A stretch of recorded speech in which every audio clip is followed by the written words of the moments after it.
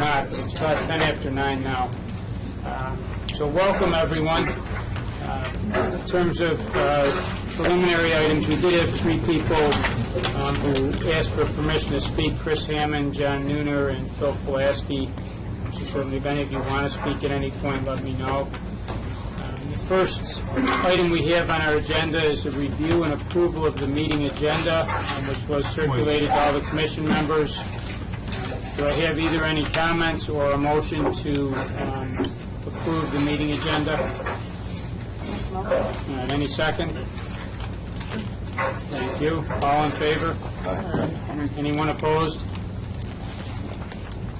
Next item we have is a review and approval of the minutes of our March 26, 2014 meeting. A copy was in the binders submitted to, or provided to the commission members. Do we either have any discussion? Mike, I'm sorry.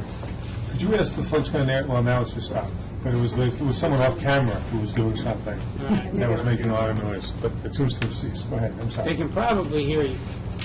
I don't hear any noise on this end, so I'm not sure what you're getting over there. It's the paper. Right. Is a paper. It's the paper against the microphone. Right now it's all good. So, Oh, good. So the next item, as I indicated, is the approval of the minutes from our March 26 meeting. It's been provided to the commission members. Is there either any discussion or do I have a motion in that regard?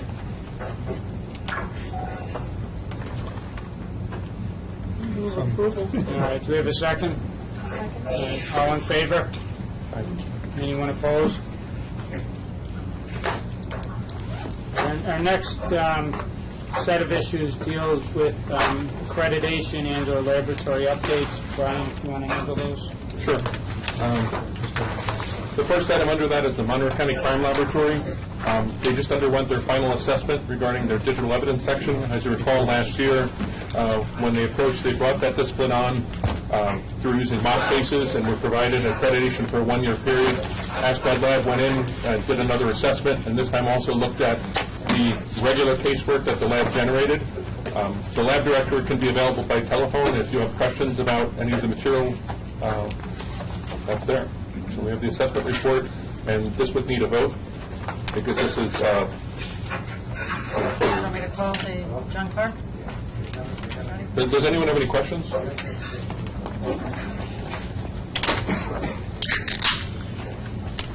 Do any of the commission members have questions for Director Clark? Because he can be available by phone. You just need to call him if you have questions.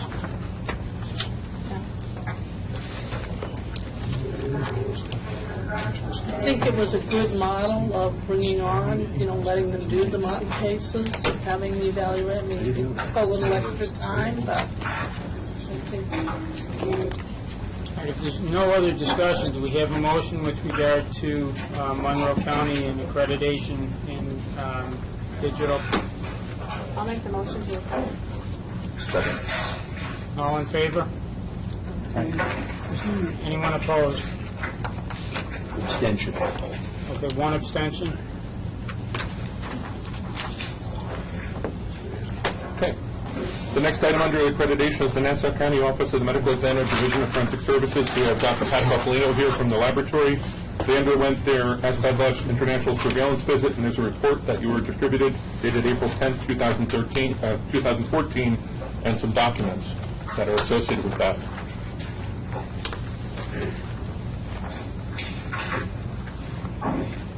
Any questions and or comments for Dr. Buffalino? Dr. Buffalino, could you come up?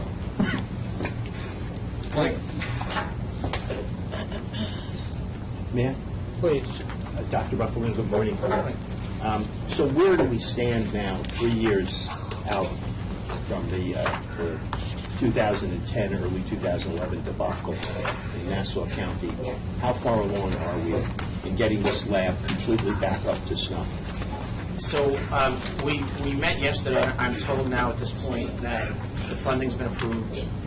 They do have a viable contractor to build, and I'm being told within 3 years now at this point to move in. In terms of getting the drug section accredited and the latent processing section accredited, we're looking at the first quarter of 2015. So we... That would be January, February, March. Correct. Correct. What's the situation with fingerprints at the moment in Nassau County? I know we accredited a late print.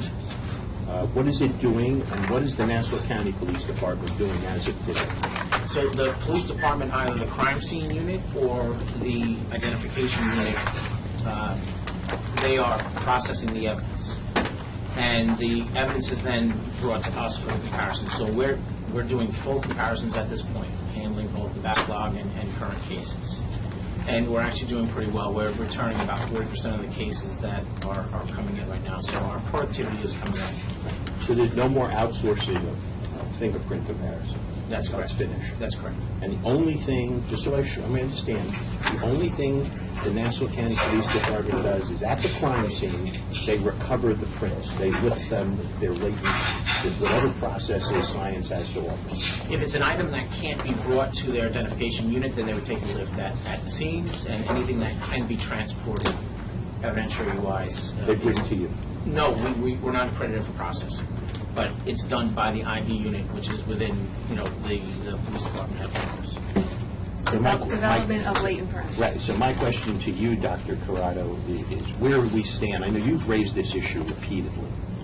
Are we now at the point where we're satisfied that what's being done in Nassau County is the correct scientific way to do this? Well, I think you have an accredited laboratory performing the comparisons, which is the most critical aspect. So in Nassau County, I would say yes. They are hoping to become accredited in the processing, and that would be good too. But I think it's more the other latent print units in the state that are doing comparisons that are not accredited, which I think is And maybe, as you say, if I could Future suggest, there is an item on the agenda with regard to the sampling we did around the state, and that might be the appropriate time to talk about the other jurisdictions. Okay, I wasn't going to talk about that, but Okay. I have one last set of questions. Absolutely. Where are we in Nassau County as of today in terms of accreditation, progress, with respect to tool mark analysis? We're not even considering it until we have a location in the new laboratory, so I'm saying about three and a half years away. Okay, and so would it be fair to say that from the time the lab was shut down to this moment in time, tool mark analysis is still being outsourced? That's correct. And would it be correct to say that the outsourcing is to an accredited laboratory in another state? That's correct. And you're satisfied with the work that's being done in the other state with respect to tool mark analysis? Honestly, I'm not. I'm not part of that process. I'm not contracting out. That Right. would be that's a question for the police department in terms of whether they're satisfied with that service or not. Right. Hey, Marvin, just an operational component on that, since they're not accredited in that discipline, the customer in that case is the police department, so the police department is actually sending that work out to another laboratory, Right. and they actually don't fall under the purview of the commission. That's of interest. That was the reason I raised the issue, Mike, because I'm not, either there's a hole in our statute or we have a problem. Or both. Or both. It would seem that, let's take Nassau County since it's on the table. You're an accredited lab under the jurisdiction of this state's commission. You have a problem. Let's say it's in one section, tool marks. There is no requirement, as I understand it, that any lab in New York State that's accredited by ASCLD Lab and this commission, if it outsources material to another state, that it, A, has to be to an accredited lab. That's number one. Am I correct on that? There is no such rule. I think there's- We had told labs they had, a lab referring had to use another accredited lab. And- This isn't a lab. This is the police department. There is that, and there's one other thing, that if a lab offers the service and they're sending it out as a subcontracting, then ASCLD Lab requires they send it to someone that meets the same, has the same standards.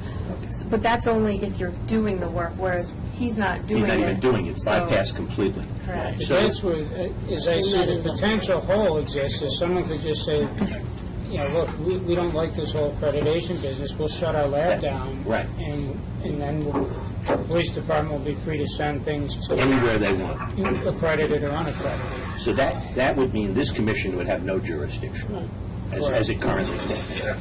Now, at the last meeting, I know you raised this issue, it was in a different context, about whether or not this commission has the right to recommend to the state legislature reforms, legislative reforms. Do you still believe that we have that right, or we don't have that right? I don't know that it's a right. I think anyone can make recommendations at any time. What weight they choose to give them or what happens to them may be another issue altogether. Right. Has DCJS recommends legislation? Yeah, there's a process through which state agencies make recommendations to the executive. I don't know that this would fall within that process. I think if something coming from the commission would be different. Right. So if the commission said, we sense there's a hole in the statutes, we're recommending to DCJS that they pursue this, that would be the process? Well, I suppose that's one possibility, but I think the commission could also, I don't see any reason why the commission on its own couldn't make a recommendation. Straight to the legislature? Yeah. Okay. Thank you. I have a question. And I apologize because I'm actually asking this because Barry's not here, and it was really more his question in the past, and I don't remember the details of it, but I remember there was some discussion early on about the protocol that you folks use to evaluate latents and do the comparison between the latent and a standard from a suspect. And I'm just wondering, in your current protocol, you're familiar, I think, with the FBI protocol. Are you following that protocol, or do you have a protocol that's different from the FBI's protocol? There are similarities and there are some differences, but in terms of evaluating an unknown and then comparing it to a known, it's done in a non-biased fashion where the comparison is made, the analysis is done in the absence of the known. And then once that evaluation is made, we then compare it to the known and plot the case. And then in your protocol, when you first look at the latent, is there a written record where you score it for minutia, et cetera? That's correct. And it's all then, done electronically in a system called Media. okay, and you said retained in the system? That's correct. Okay. And then you would then score the known. That's correct. And to the extent then that you would go back, because certain things, let's say, that you thought were artifacts turned out to be real minutia, or things that you thought were minutia turned out to be artifacts, would those changes also be reflected in a permanent record?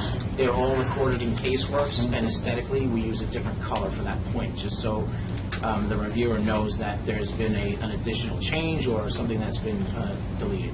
And would that entire documented process be reflected in a report that goes out, or would it simply be in the case file, that when somebody asks for the case file, they'd see it then? That would be in the case file. So the documentation itself would reflect that difference in, I guess, the examination Okay. process. Thank you. You're welcome. Any other questions? Thank you. Thank you. The next laboratory under the agenda is the Westchester County Department of Labs and Research, Division of Forensic Sciences. I believe they're available by telephone. Should there be any questions, again, it's another ASCOT Lab international surveillance visit. The documents provided within, if you just take a second to see if anyone has any questions about that. This is for informational purposes only, there's no vote required. Who's available from the lab? Babadano, do you need it? Babadano? Is this his lab? Yeah.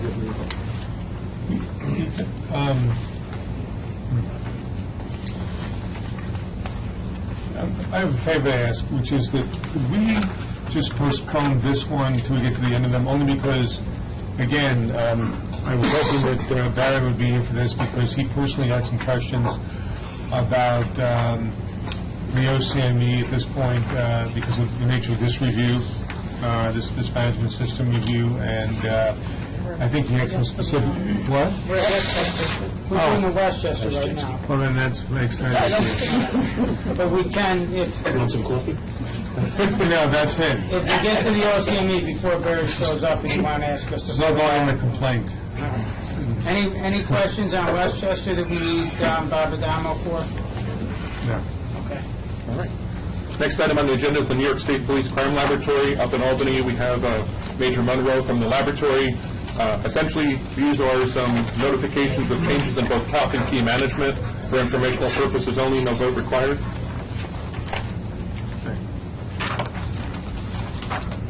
Anyone have any questions for the State Police Lab with regard to these changes? All right, thank you. All right, now the next issue is the New York City OCME, and you're indicating that Barry is coming, and you'd like us to hold this issue until he gets here? I thought he would be here by now, so if you could just hold that, I would appreciate it. I don't have any objection. Okay. Modifying slightly, the next one is the Onondaga County Health Department Forensic Toxicology Laboratory. It's the American Board of Forensic Toxicology mid-cycle review. So again, this is a self-assessment performed by the laboratory, no vote required for informational purposes only. Dr. Mark Lickewellner is available via phone if there are questions.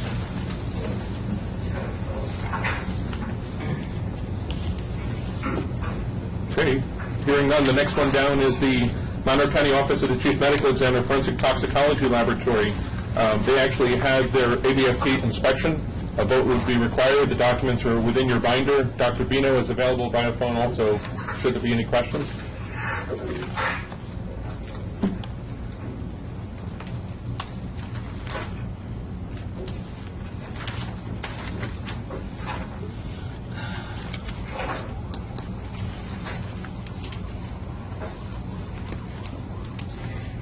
If there are no questions, do we have a motion to grant the Monroe County Medical Examiner Toxicology Lab New York State accreditation?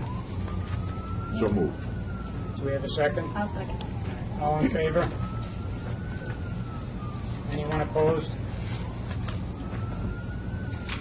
And any abstentions? Kathy, did we get all the votes recorded on that one? Yeah, it was everybody, right? Okay, Yes. I just didn't know. Yeah. Okay. Next one down, the Suffolk County Crime Laboratory, Office of the Medical Examiner Forensic Toxicology Laboratory. Similarly, this is a ABFT inspection, so there's a vote required, and the documents are within your binder.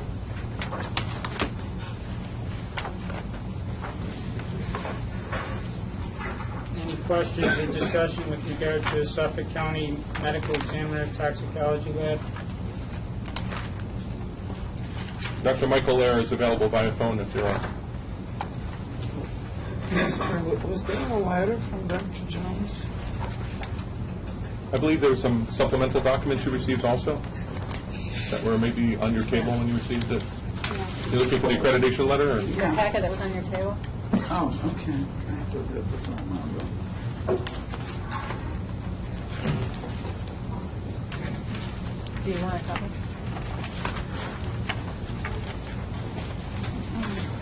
I don't know. Were there any issues?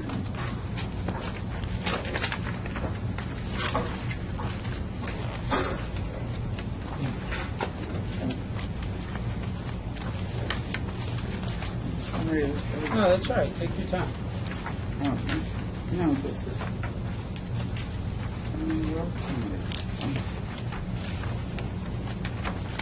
We're talking about Suffolk. Yes. I'm looking for I Suffolk. have, I'll steal Barry's if you give it back, and I'll steal it back. Okay, well, I guess there were no issues at all. It does not appear. Thank you.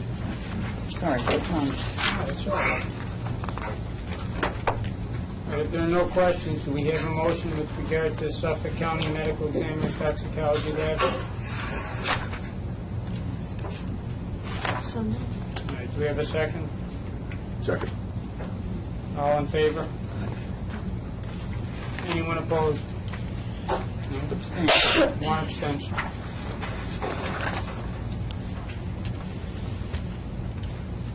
Okay, next item on the agenda is the Erie County Medical Examiner's Office Forensic Toxicology Lab. We have Dr. Bob Otzowitz here representing that laboratory. Similarly, it's an ABFT inspection. The documents are within your binder.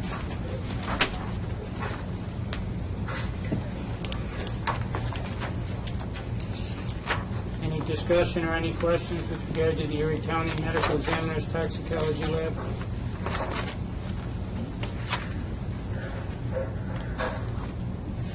no questions or no discussion, do we have a motion with regard to granting their laboratory accreditation? Do we have a second? Second. All in favor? Anyone opposed? And any abstentions? Okay.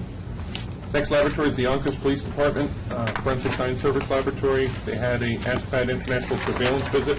The lab director, Colleen Lockhart, is here. Should you have any questions, the documents are within your binder. If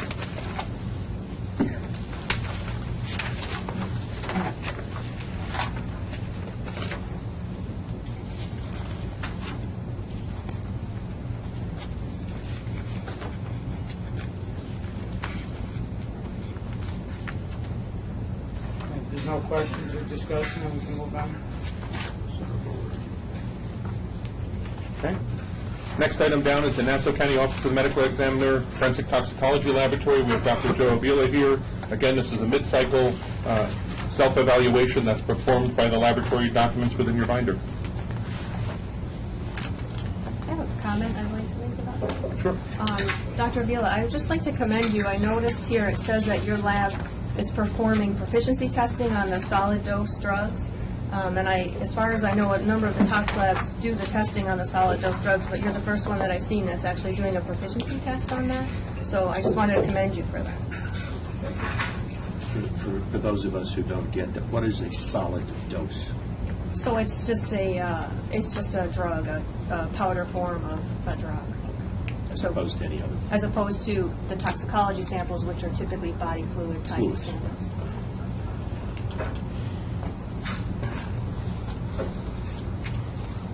All right. With regards to laboratory accreditation issues, we're done with that except for the OCME. All right, let's, does anyone object to moving on to old business and continuing to hold the OCME for another period of time to see if Barry shows up? Yeah, go ahead. All right, if there's no objection, then let's move on to old business and we'll hold that one item.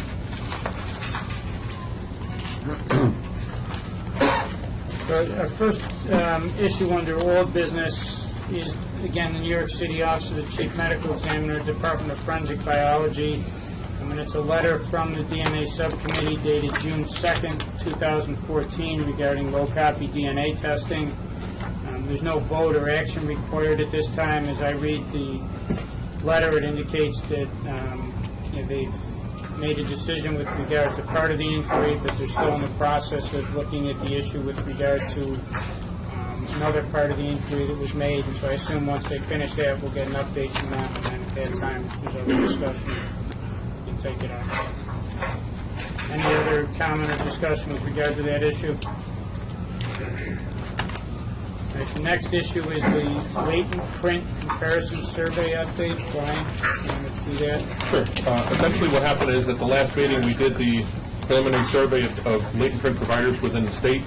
So this is the document that you received for the March 23rd meeting with one modification. If you notice under the Syracuse Police Department, their number changed. The new number is 9,333, which dropped from the initial reported value of 149,900 and something. I'm not sure how the order of magnitude error occurred, but this is apparently, after careful consideration, the new number that reflects the comparisons that unit does. So, with the exception of that one change, this table is unchanged from the last time that we discussed this. Did they offer any explanation of why they changed the number? Or they just changed the number? Kathy spoke with them, I think. They were counting each and every time if a hit came up on the AFS, each time if it came up with 20 potentials, they were counting them as the comparison between each and every one, and that's where the numbers were inflated. Now, Marvin, this, I think, goes to the issue that you were raising when you were talking to Nassau. It is apparent from the chart that there are a number of police agencies doing fingerprint comparisons that obviously aren't accredited laboratories. Right. So this is an issue that Dr. Corrado has raised on numerous occasions, and I'm mindful of former Inspector General Vyvin's report, that we be more robust in our rulemaking capacity. What I'm trying to hone in on is, can the commission make, under Executive Law 995, a rule that says we have some control over what these police departments are doing? If the answer to that is no, then the answer has to be legislation. But it does seem to me that a commission that has jurisdiction over 22 forensic science laboratories, whose charge is to ensure that these laboratories are doing what they're supposed to be doing on behalf of the criminal justice system and the public, that next to it, there's a whole parallel universe of people doing this kind of work. And there appears to be no regulation of it. None. Zero. There's no other branch of government that I know that does it. We're the only people in the state, the only agency of the state that deals with forensic science. So the issue for me is, how much longer do we continue to talk about it, do something about it, or do we need to have a committee formed?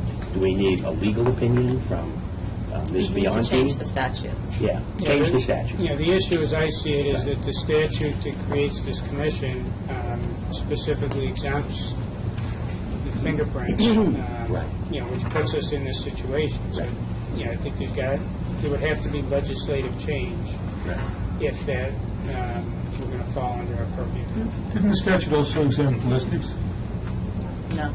It didn't, just Just like, It would seem to be as simple as deleting the stated exception. to I mean, change as the legal simple as language. getting the Simple as legislature getting that to done. delete an exception. Right, but you got to make that recommendation. It's got to come from some entity or some human being in the state of New York. So my question to you, Mike, is you're the commissioner of DCJS. You're the head of this commission. Do I need to make that motion? Is this something we need to discuss? Does the majority of the commission support what Dr. Corrado has been talking about for the last, at least since 2010 when I've been here, that we do this once and for all? How can we have fingerprints That's a revolving around in another universe that we have no control over? I just want to point out that at the last meeting, Barry and I were tasked with recommending a statute. Now, this is not new business, so I don't want to break a rule, but this is something that I've come up with. And to the folks in Albany, I'll get you a copy by email.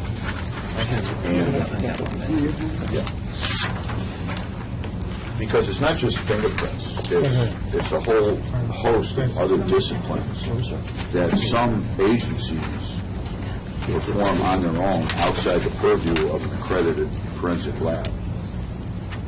And that's been a serious problem in Syracuse, and I suspect in other jurisdictions as well. So I would just ask that we review this and maybe add it for discussion at our next meeting. The legislature's done anyway, so there's no rush on it. But No, I think that would be appropriate. I think, this is obviously something that needs some careful consideration. Yes, this will be seismic. I think the Yeah. principle underlying it, I don't sense there's a lot of disagreement on the underlying principle, but in terms of how it gets implemented, and that it gets implemented, what are the practical effects and how can it be done in a way that's actually capable of being carried out? If you just say right now, starting tomorrow, any comparison has to be done in a lab, I don't think we have the lab capacity. So I think there's a lot of issues. And, we spent a lot of time, justifiably so, concerned about innocence. And that's why we're doing the hair survey. But this is an issue, I think, where guilty people are getting a pass because of incompetent work. I think it certainly has the potential to go either way. And I think, I think your point is absolutely legitimate, and I think that the point could be made, with equal force on the other side as well. It's just that there's no regulation of the quality. I shouldn't say no regulation, because ultimately, if something is going to be used in court, there's obviously a certain threshold that has to be met before the evidence comes in court and can be challenged there. But there's no regulation like there is with work done at accredited labs and other disciplines. So we have this proposal from Bill and Barry, and it's going to be put over to the next meeting, which will be sometime September, October. So between September, October, and today, who, as a commission, should we notify to get their input before this commission at the next meeting so that we can find out how this is going to play out? So I know Dr. Willie always raises the issue that we should get input from people out in the field, the labs, and in this case, the police departments. So how do we go about doing that? What police departments do we need to speak to? Bill, is there any, should we call it police association? Well, there's a I think state that- chiefs of police Yeah, association. my inclination would be that we should ask the Chiefs of Police Association and the Sheriff's Association for input. I think we want input from the crime lab directors. What I was going to suggest, if I may, I think that we should form some kind of a subgroup to look at an implementation plan, because just deciding now who we're going to ask is a big question, I think. So maybe we could set up a group that could say, these are the issues that we need to address, these are the people we should talk to, these are the questions we should ask. You know, I mean, there's 12 agencies I noticed on here that do a lot of comparisons. I mean, you know, we could start asking them for training, documentation, proficiency tests, but set up an implementation plan for if this legislation goes forward, how will it affect, who will accredit them? What will it cost relatively? Because to just say to the chiefs of police, do you think we can do this? They're not going to know. We're going to have to tell them, this is what it's going to take and this is what it might cost. So can we maybe set up a subgroup that, you know, puts together an implementation plan for who we should talk to, what questions we should ask, what it might involve, and we probably have the accredited group probably has the best idea of what it takes to become accredited, right? So we could, you know, we could certainly work with you, that not NICLAG or whoever you want. I think the other thing we have to look at, right now we have 22 labs we accredit. There are different ways to accomplish, just focusing on fingerprint comparison for a minute. There are obviously different ways to accomplish the goal of having some oversight over the people who are making these comparisons. One is to require that it be done in an accredited laboratory. Another, which this suggestion Bill passed along, seems to be to develop some method to accredit the people doing them in the places they're currently doing them, within the police departments, for example. I think what we need to think about, though, is if we do that, there are 500 and something police agencies in the state of New York. So is the path we want to take to drive all that work into the 22 accredited labs, or is it, do we want to expand our scope to be accredited in 500 and something bodies instead of 22? So I think that this could be one side. So I guess I think that, in my mind, kind of supports Kathy's approach. Only I think that's something that maybe this group ought to look at as well. Is I don't think there doesn't seem to be any disagreement about the underlying principle that some oversight, over people doing fingerprint comparisons and issuing reports and going to court and testifying as to the results is a good thing.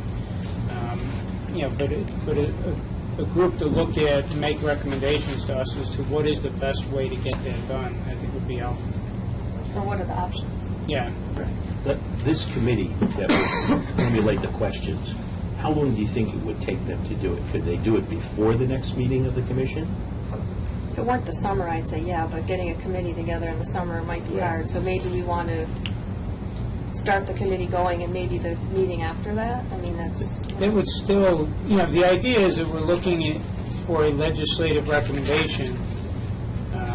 If we have it by December, I don't sense anything's going to happen between now and January. But you feel today, based on the discussion, that there's a consensus here at the commission that this is something we need to take a hard look at. I have not heard anyone argue yet that the commission shouldn't be looking at this. So. And if we, let's just certainly if I'm misstating that or anyone feels differently, by all means feel free to speak up. I mean, one issue for me is, and I don't know how that committee will come out and say what questions need to be asked and what the financial implications are, but from my point of view, if it means driving the work of 500 plus police labs into this commission, then we ought to do it. That's one of the options. And it's up to you, as the DCJS commissioner, to go to the legislature and to the governor and say, you have a commission on forensic science. Forensic science is here, it's burgeoning, and we need to address these matters, and we need to increase the size of the commission. And there are a lot of ways to increase the size of the commission and its staff and the Forensic Services Division, but we may need more money. That's an interesting opinion, and I don't think there's any need for us to debate it right now. I don't know that increasing the size of the commission would necessarily help anything. But again, I think these are all issues that this subcommittee could look at. I think that we need to be very thoughtful in terms of what we recommend if we want to give any chance of going anywhere. So can we appoint this committee? How do we do that? Well, I think we should maybe suggest, what types of people should make it up, perhaps. We certainly would need somebody at DCJS to spearhead it, obviously. It's not. It has DCJS and 6 defense attorneys? Right. I mean, obviously, I would Is that how say... a joke usually starts? Or? I think it would That make... didn't go over, you don't want to do that? No. I think it would make sense, certainly, to include a representative from each of the accredited latent print labs in the state. That's only 3 or 4, so... Yeah, I hate to volunteer our superintendent, but I think in terms of police representation, I think it would make sense to have police representation on this group. Right. So let's just argue, we'll say we'll have Can I volunteer you for this working group, Joe? labs. Sure, Mike. Thank you. Yeah. Your excitement comes right through. I'll discuss with you later, Mike. And absolutely in the spirit of feeling that this is something we need to take a look at, this drafted legislative proposal is one of probably at least an infinite number of ways of going. I'd be happy to join the group because I think as you talk about what needs to be done, there are the drafting of the legislative language that would get you to that option. I'd be happy to participate in that regard. I mean, the simplest way is to strike a line through a sentence. That drives any entity doing any analysis into the definition of a lab and puts them into accreditation with all the rules that already exist. That's one way to do it. This defines a new thing, a public entity, as something requiring accreditation. That might be awkward in its breadth. I mean, you might be capturing things you really don't want. Do you want to start dealing with fingerprints, or do you want to try and bite the whole issue of any analysis anywhere on anything that ends up presented as scientific evidence at a case? I don't think so, because I don't think we can even identify all the elements of scientific evidence that might get presented in a case, and requiring that expert to testify on the basis of analysis done in an accredited entity. I mean, that's just going to set back those cases, and that's not the way it works. I mean, experts come from all kinds of scientific fields and present analytical data, and I don't think we meant to grab all of those, but maybe we did. So I'm just thinking, we've really got, while we're worrying about the fingerprint and what we're going to do about that, we've really got some, how big a bite do we want to take, or do we want to do it? We've got data for the fingerprint. I appreciate the deliberate approach that Dr. Corrado is suggesting, because I think we need to take into account the impact that any change that we have will have on the system as a whole. Right. So I think I, again, concur with that approach and would volunteer my services as well as my office, if you have no objection, to help and facilitate it in any way to make sure that we have all the information at our disposal to make sure that if this is a change which we should make, we do it in an implementation method that will not be more harm than good, and that we can actually have a phased implementation plan to get to where we need to be right away. Because there is, the idea of driving stuff to 19 labs actually, because the state police consolidated, and actually less than that because the accredited latent print shops are 3, right, in the state. That would actually be devastating to those labs. It would pretty much shut them down. Because if we essentially flipped the switch today and said everyone had to be accredited, everyone else would stop, all the work goes there, none of the work gets done. So I think it's important to have a phased implementation, to have a deliberate implementation plan, to understand all the issues so we can make sure we address them. But you're not opposed to some regulation of what we've been talking about? Not at all. What I want to do is make sure that this commission acts smartly, that's all. You know, just So we have so far Kathy, Ann, Joe, Brian. And can we have, I would volunteer, but I don't know, am I the right person for this? I don't know what these questions are. They seem well, very technical. and that's what I was, We should have at least one of the three, either you, Peter, or Barry should be on it. Well, Peter and Barry are just, they're too, I'll volunteer because I think you're the right person. Mr. Scheck is busy exonerating, and Mr. Neufeld is with hair. I'll take the reins here, and I'll volunteer. just to be clear, though, this is a group looking at what it will take, what types of implementation and the impact it'll have to figure out how to get these entities under some kind of accreditation or the work done that way. But it's not to discuss the merits of latent prints or anything like that. No, It's an no, implementation. no, I It's a way to find out how to get our hands on this and bring some regulation Okay. to what is essentially an unregulated scientific endeavor that is forensic in nature. So can I suggest if the accredited latent print labs in the state are willing to provide a person on the committee, would that be acceptable? Yeah. Acceptable to me. Can I make one suggestion in this regard? I mean, one other, what about the idea of having regional laboratories to do this kind of job? I mean, it doesn't seem to be...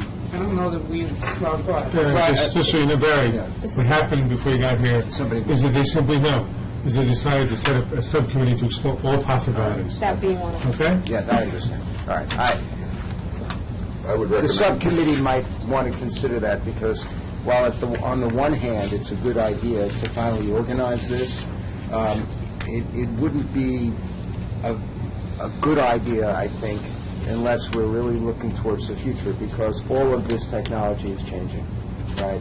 It's all different. All the labs in New York State, at the very minimum, should be doing what the FBI is doing with fingerprints in terms of cognitive bias of first scoring a latent and then looking at the exemplars, and it's all changing very rapidly. So you want to, whatever solution this committee comes up with, it should be looking towards the future, and if we have to go to the legislature to set up something more substantial so that we get ahead, that would be a good idea in my judgment. But I'm sure Marvin will... In one way or another, we're going to have to go to the legislature, because right now, the way the statute's written, we have no power I understand. to do anything. No, Kathy, I'll serve on it. I would ask that, Mike, that you appoint Kathy as chairperson of the subcommittee.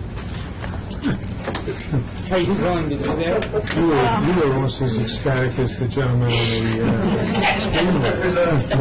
the screen. See, Joe, at least I didn't ask you to chair it. While I'm getting our seconds and thinkers, Are you going to do that? I will tentatively say yes, and with the caveat that may change in the future. All I'll right, say yes for now. we will give you staff assistance. Yeah, to Brian. if having Brian on there will be a huge help, because really, Okay. Caveat. All right, any other discussion we need? just a technical point on that, it's actually going to be a working group, not a subcommittee, because by statute, we can't do a subcommittee. And that's right, we're not allowed to talk to one another. So we'll get an update at our next meeting from the working group, and we'll look to have something a little more concrete 2 meetings from now. That'd be great. Thank you. Thank you to everyone who volunteered so graciously. Yeah, I think, Peter, is it all right if we go back and deal with the Yeah, just so you OCME? know, what I did was, since you weren't here, there was one I matter. apologize. I waited a half hour for the HR. Document my excuse. Barry, we did all the old business except the New York OCME management review. because I thought you might want to have some comments about that. So we're going to go back to page 2 of the agenda, about halfway down. The New York City Office of the Chief Medical Examiner, Department of Forensic Biology. There's 3 bullets under there. The first one deals with the management review that this commission requested be done. That review was done. The report was provided in the materials. We have Dr. Cooper Smith from the OCME here. Is there anyone have any questions, or is there any discussion with regard to this report? I do have a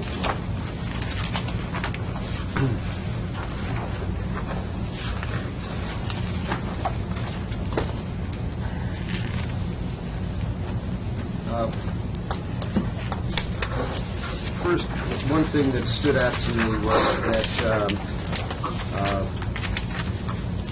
and I'm sure Marvin has some comments about this, but under the corrective action section, dealing with differences, what is a significant difference? You were wanted to have some guidance from the commission.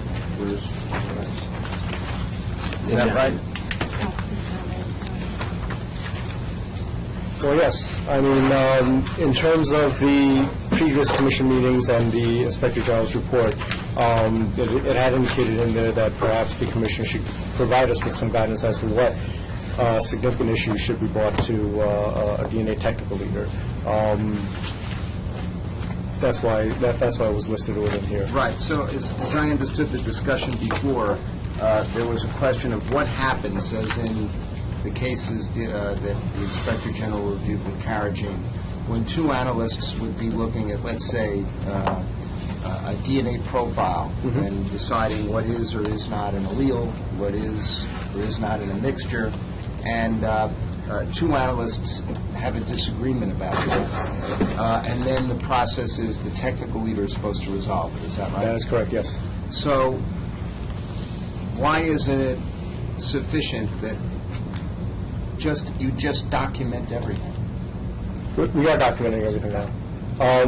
We have If there's a disagreement, you just write it down. Oh, absolutely. You know, my recollection is that that's where we left this as a commission when we last discussed it, that there was no real need, contrary to what the Inspector General indicated, everything should be documented in the notes anyhow, and there really wasn't a need to define that. Okay. Well, as I understood it, this was in the context of limbs, because that's what the Inspector General was talking about. Am I correct? I think it was more broad than that. Well, let's find out. There's disagreements, right? However you want to define that term. I define it very widely, right, in the spirit of transparency. So first, as of today, are there documents, formal documents in OCME for recording disagreements between Technician 1, Technician 2, and the supervisor? Okay. Let me answer that question in 2 parts. The very first part is, within our limb system, there is an audit trail to be able to document what differences were made from one version to the other. The second part is that we've refined, we've always had the policy within the laboratory that unresolved discrepancies must be brought to the attention of the DNA technical leader. We've refined that, and we've included forms to be able to document what the unresolved discrepancy is and what the DNA technical leader has decided. And this form will go into the case file. I believe you have this document also. This is this form as well. This is at the end of our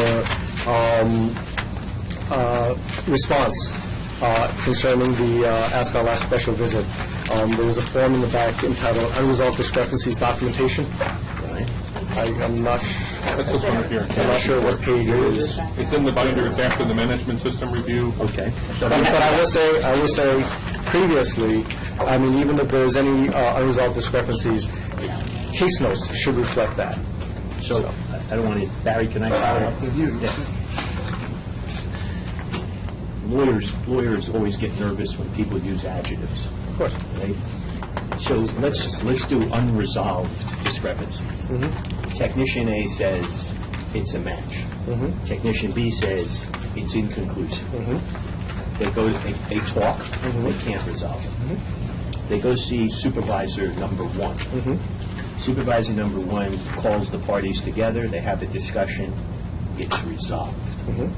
Now, in that scenario, is there any form that will then exist that showed that at one point in time there was a disagreement? Within the audit trail of limbs, it will show a previous report versus a new report, and what the changes were made. But it would not show up in this document you just held up, because that one deals with unresolved. Correct. Am I correct? That's correct, yes. Now, with respect to the limbs audit trail, I've never seen an example of it. I know we've talked about it, and it's now in there, because I asked Mr. Kupferschmidt about it. He said they changed the inputting of the system to reflect these disagreements. Right. If I'm a defense attorney and I'm preparing a case, a forensic science case, and I call up OCME and I come down and speak to you, and I ask for the case file, which I understand you're one of the leading labs that does give up the case file, I won't find in the case file anything about limbs. You will have records of case files from limbs. I'm sorry, I'm not understanding. In other words, when I look at the case file, is there something that would draw my attention to it as an attorney that would say there's a disagreement here? I don't believe so, no. Okay. Can I just jump in? Yeah, sure. Just going back, maybe a little more basic, Analyst A does work on a piece of evidence or a sample, whatever it is. I assume Analyst A is required under your guidelines to be making lab notes of what they're doing. Absolutely. Right? And if Analyst A comes to a certain conclusion, that's going to be reflected under your guidelines. That would have to be reflected in the notes, correct? That's correct. Right, if someone else then looks at that same piece of evidence for that same purpose, whether it's a reviewer or for whatever other reason, anyone else goes through and looks at it and draws a conclusion, again, that their work would also have to be documented in notes, right? Yes. So to the extent they came to different conclusions, whether there's a form or whether there's anything in limbs, there's always going to be notes if people follow your guidelines, Yes. reflecting what they did, reflecting the conclusions they came to. And if they come to different conclusions, those notes will reflect that. And those They'll all notes, be in the case record. and those notes would always be included in the case file. Yes. So regardless of what title you put on this, whether you entitle it significant disagreement or whether you don't entitle it that, the bottom line is if two people in your lab do work and they follow your rules and your protocol, they're going to be required to make notes, to document what they found, and if there's a discrepancy, it'll be in there and it'll be in the case file. That's correct, yes. Let me go back to that. So A says match, B says inconclusive. It's resolved. When it's resolved, no one would destroy the notes of A and B's disagreement. Because here's what I'm getting at. I'm going to be very frank. Because I've spoken with technicians all over the country in different labs, including an FBI agent. And there seems to be a dispute over this issue, both internally at the labs and with the legal problem. It's this. An FBI agent asked me, Mr. Schechter, if we resolve the initial dispute, there's no dispute. It's resolved. So my question is, does something get destroyed? And the reason I ask it in this context is because you've taken the time to create a document that says unresolved disputes. I would go a step farther than Mike and say, why not just take the word out unresolved and put in resolved and unresolved, or all disputes. So this way, there's no danger, no one will destroy any notes, which is, as you know from a legal perspective, is a disaster. I think this is really crucial. We have two problems on the legal side. And I've always, my big criticism of the labs is we're not in sync over the legal issues of forensic science in the courtroom. What Mr. Fitzpatrick and his district attorneys do, and what I have to do in a court of law, is we argue over your scientific evidence. And there are two issues for us. One is admissibility. Is it even admissible? That's number one. And number two is if it does get into evidence, what weight should be given to this scientific evidence. I'm going to assume scenario number 2. The evidence, whatever it is, fingerprints, ballistics, gets into evidence. The judge rules. And now we're arguing in front of the jury over what weight should be given to the OCME's report that says this fingerprint matched. And I want to get up and say to the jury and to the witnesses on cross-examination and then in summation, you should give no weight to this. You know why? Because the OCME's first technician who looked at this disagreed with the second technician. And there was a dispute, and they resolved it, or at least they say they resolved it. We don't know how they resolved it, because the DA didn't put in evidence, or did put in evidence, or I cross-examined on it, and the witness was elliptical or not elliptical. That's what I'm concerned about. That's why I want it to be clear. I wouldn't want to rely on just the case notes, and I'll tell you why. We've had this problem before in North Carolina, where the Attorney General's report on the SBI blood serology lab scandal came to the conclusion that even if there had been discovery in North Carolina, even if people had looked at the bench notes and the case notes, even experienced prosecutors and defense attorneys would not have spotted the problem. So just to have case notes that just sort of lay out there your notes versus my notes about this disagreement doesn't highlight it for the prosecutor or the defense attorney who has to argue these legal issues in a court of law.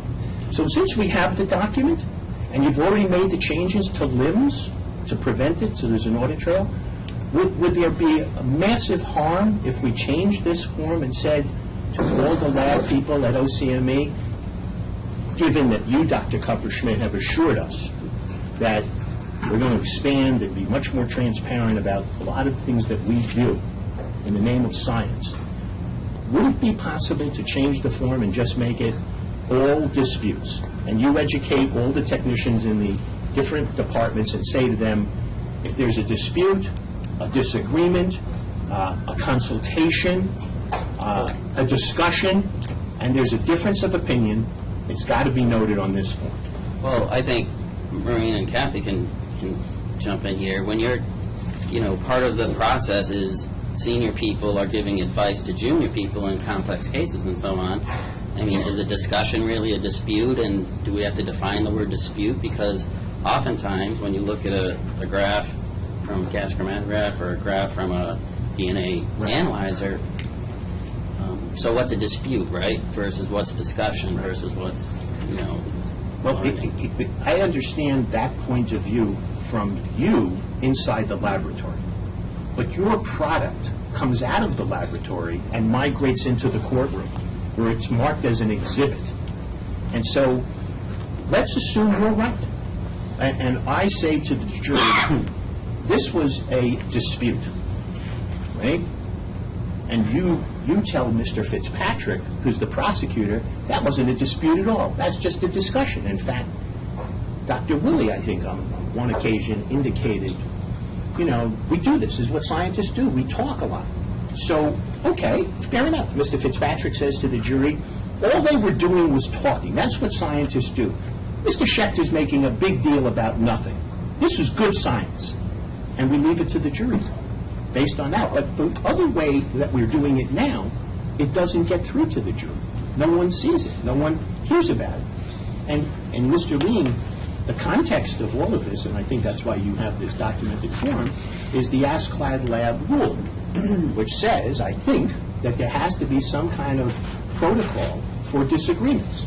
Unfortunately, the ASCLD lab rule doesn't define disagreements. Am I right? And they put in the word unresolved. Unresolved, right. So without any definition. So you really don't have guidance from ASCLD lab. But now in this commission, where we have attorneys both on the prosecution and defense side, we're trying to clarify and put more meat on the legal problem in the courtroom that emanates from what was going on in the lab. So I don't think this is a big deal.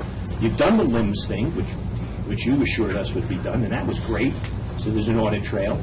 It's our job as attorneys to educate the legal community that there's something called limbs, and that they could look for it, and look for the audit trail. I assume, by the way, Mr. Lean, if I come to OCME and I say, you have a limb system, and I'd like to see the portion of it, the paper that shows me the audit trail for changes, you would be able to tell me. Absolutely. Okay. And then if I said to you, you have this, I know you have documents, because I went to a CLE and they told me there's a document called disputes. That would be in the case folder already. That would be in the case folder. Exactly. So do we have an agreement that we could change this from unresolved dispute to just disputes? I see Ms. Morgaze in the back is mouthing no. Maybe there's some part of this, some aspect of this that we're missing. It's just it's a matter of degrees, right? Right. So how do I come up with a rule in the lab to say this is a discussion versus this is a dispute? It's pretty great. I'm still, I don't understand. Let me third, before you, Anna's been trying to get a question. And yes, I'm going to take an opposing view, Marvin, and as I've said I'm before. That's why we. There is a hierarchy within a laboratory. There is the trainee technician who works with a trained technician, who works with a trained technologist, who works under a supervisor, who works under a technical supervisor, who works for a director. And in the 30 years that I directed a laboratory, I signed every lab report that left the lab. Now, I knew which techs at what training level with what competence had contributed to the data that resulted in the final report. But the final report was the report and work of the laboratory. In a case, if someone wanted to debate whether my work was accurate, the lab records were available. And these were not, to be fair, not forensic cases, they were clinical cases, but there were cases. There are med-mal cases that ask for review of clinical lab records as well. Okay? And the document of how I got from a junior tech to a final report is available, but that is, the fact that I told a technician, no, go back and do it again, does not minimize or diminish the scientific accuracy of the final report. And if someone wants to see all of that document, they can see it. But it is, in a scientific laboratory, there is this hierarchy. And my concern of your asking for documentation of every time the first person who does something comes to not a different conclusion. The only conclusion that matters is the signed conclusion of the lab director. All of that data contribution is documented and can be looked at, but it doesn't change the lab's final product. And I think we're misunderstanding. From my perspective, you're attempting to give far too much weight to the argument that that the components of the process are individually undermining the credibility of the final outcome. And I think if you asked that every time there was something slightly different between two pieces of the process, you would have that document on every case going through the lab, on every specimen going through the lab, whether it's analytical for drugs, analytical for DNA, and probably for any of the other disciplines. And I don't have a problem with that. If you want a sheet in a file that says who did what piece and at every step along the way, was it, if that's important, fine. But I don't think we should be calling it discrepancy that undermines the credibility of the lab. Now, labs make mistakes, right? They make mistakes. And in those instances when a mistake is made, then the weight of the evidence may be undermined, right? It may not be as good as something done in another lab, something done on another day. Lab directors make mistakes.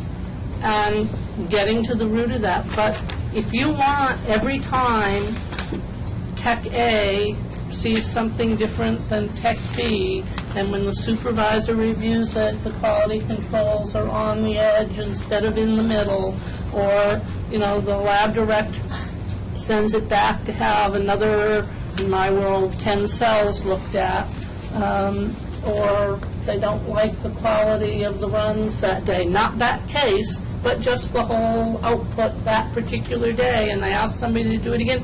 You can have that documentation, but in the end, that report signed off by the lab director is the lab's product. And we all agree with that. And if the objection here has to do with the term, the pejorative notion of discrepancies or something, that's one thing. But the problem has been, and this is the cognitive science of it all, right, that it makes for a better lab if there is It doesn't make for a better lab to Well, have a lawyer trying to second judge how the lab should run their records. Why don't you let me finish? Let me finish, I'm sorry, because I'm not getting I this from apologize. lawyers. I'm getting this from scientists. I apologize. And you've been here 20 years. If you don't think the labs are any better after all of the process that the lawyers forced you guys to go through, then I don't think you've been paying attention. Let's just make it I apologize. Thank you. Now, my point is a very simple one, all right? You have to be able to go back. The way I read these documents here, we have a technical review, right? You have a DNA run of maybe your low-copy DNA, right? And the runs didn't go that well for some particular day, okay? And there's a lot of noise, okay? That has to be documented. It goes through. The technical reviewer looks at it and says, I don't like these results, run them again. That has to be documented. It is science that you should... I'm sorry.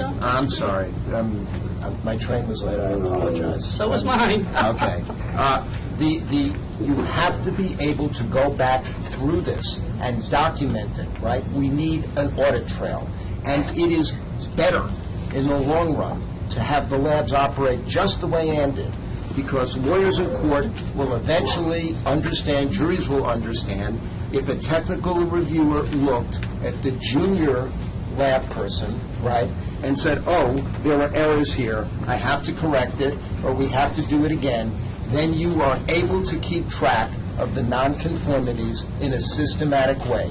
We have to be able to go back and look at it. Believe me, Marvin Schechter, Peter Neufeld, Barry Scheck, Joe Fitzpatrick, we will look at it, but we're going to be giving it to another expert to review, to run back that audit trail. Barry, I don't think, in your example, anybody would disagree that should be documented. That's right. What I have a problem with is the new guy on the block looks at a fingerprint. I'm not sure. Then he goes to somebody with 20 years' experience. They sit down, they discuss it. The guy goes, you're right. Now, does all of that have to wind its way into a report? Because what happens is, now the fingerprint either came from the defendant or it didn't. You hire an expert, he tells you, I'm sorry, I got bad news for you, that's your guy's print. Now you get up and cross-examine the state's fingerprint expert. You want to make that person look incompetent. That's your job. So you bring up, well, isn't it a fact that initially you weren't sure, you didn't know, and blah, blah, blah, and so forth and so on.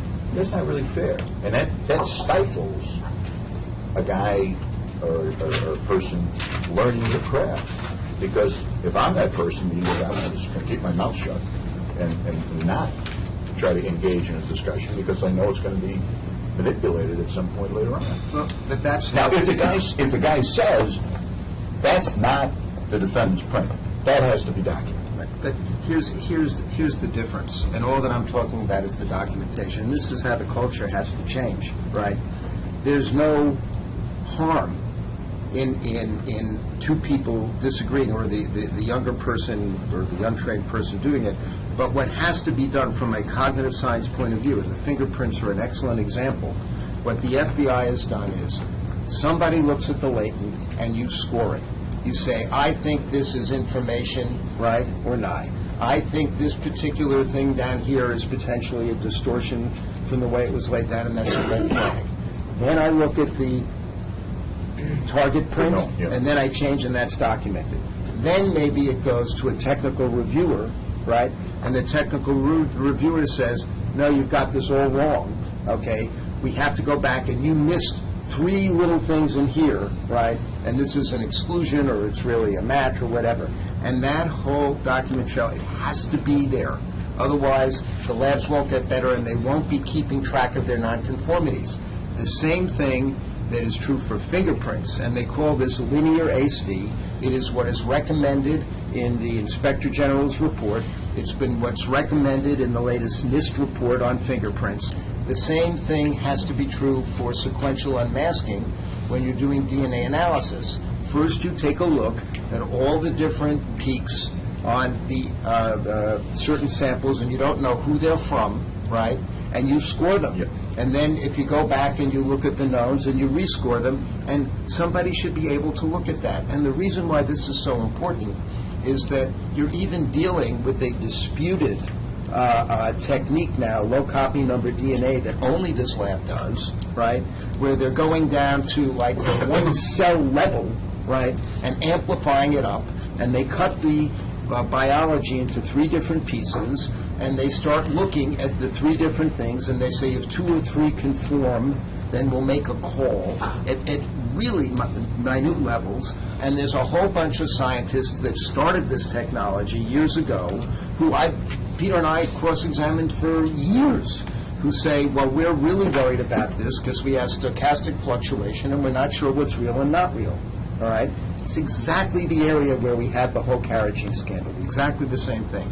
So all that I'm asking for is an audit trail of any different calls and disagreements, and that's it. The problem I have with your unresolved discrepancy documentation form and your question of what's significant or not significant is the way you do this is you, as I follow this, and tell me if I'm wrong, guys, you're saying here, and the example is DNA. We're looking at one of these low-copy DNA runs, okay? And somebody writes all down what they see.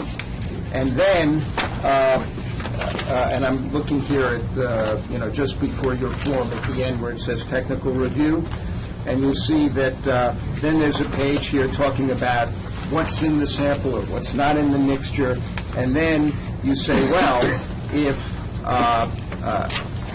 the analyst has documented all of this, then a technical reviewer looks at it, and then, and only then, if there's significant and legitimate disagreements between the technical leader and the analyst, do you then fill out the unresolved discrepancy form, okay? And cognitively, that's just going to paper over what you need to know for your own lab in terms of the number of times that people disagree or finding patterns. What you should simply have, as Franklin Marvin suggested here, a form that just notes all the changes. And there should be, just as you have here, if a technical leader, makes a call in the final analysis and the analyst disagrees, continues to disagree, that should be documented as well. But it's not a question of whether it's a quote-unquote significant disagreement or not. It's just simply a matter of transparency.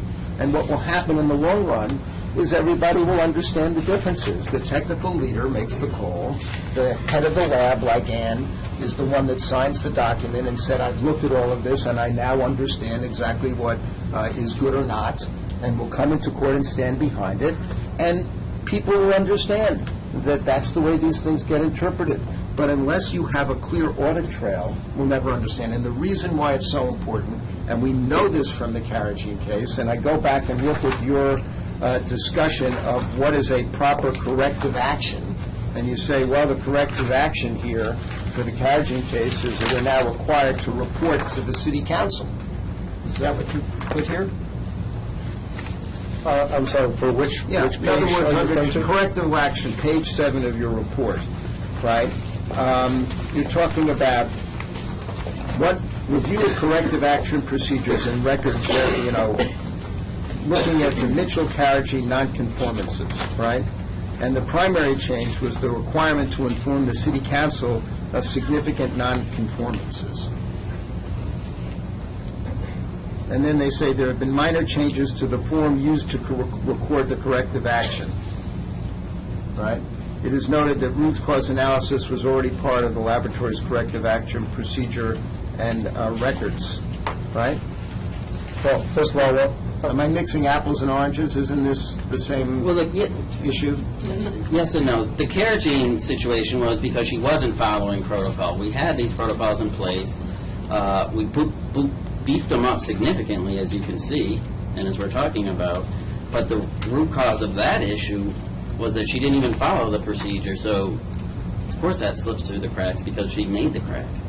Be hard to do that today, though, with the LIMS system. Yes. Right? It would be. She could do that today. She would violate the protocols, but you'd catch it. Well, let me set everything back down to the basics if you're concerned about Carrageen. If I signed a report and the technical reviewer had indicated that he or she might disagree, and it's a learning experience for me, and I put my signature back on that report, it is my responsibility, I fully agree with, it was a learning experience for me, and I would agree with what changes were coming forth. That was not what happened when you're talking about the Carrageen instance. That was different. It is different, because we had protocols in place in order to be able to follow that, but instead, as the IG mentioned, another analyst was asked to review and sign. That needs to be documented. So put the Carrageen thing aside. I'm trying to. Right, put it aside for just for one moment, Right. with apologies to you, Barry, and let's just take the other situation, the one you just described, where there's a difference of opinion. Again, Marvin, it all comes down to degrees.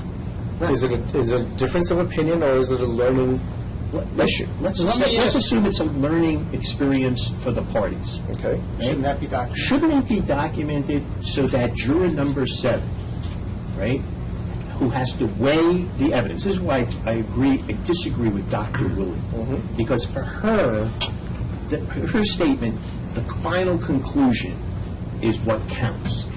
No, it isn't. Not in law. I wish it were different, but our laws are different, particularly the criminal laws.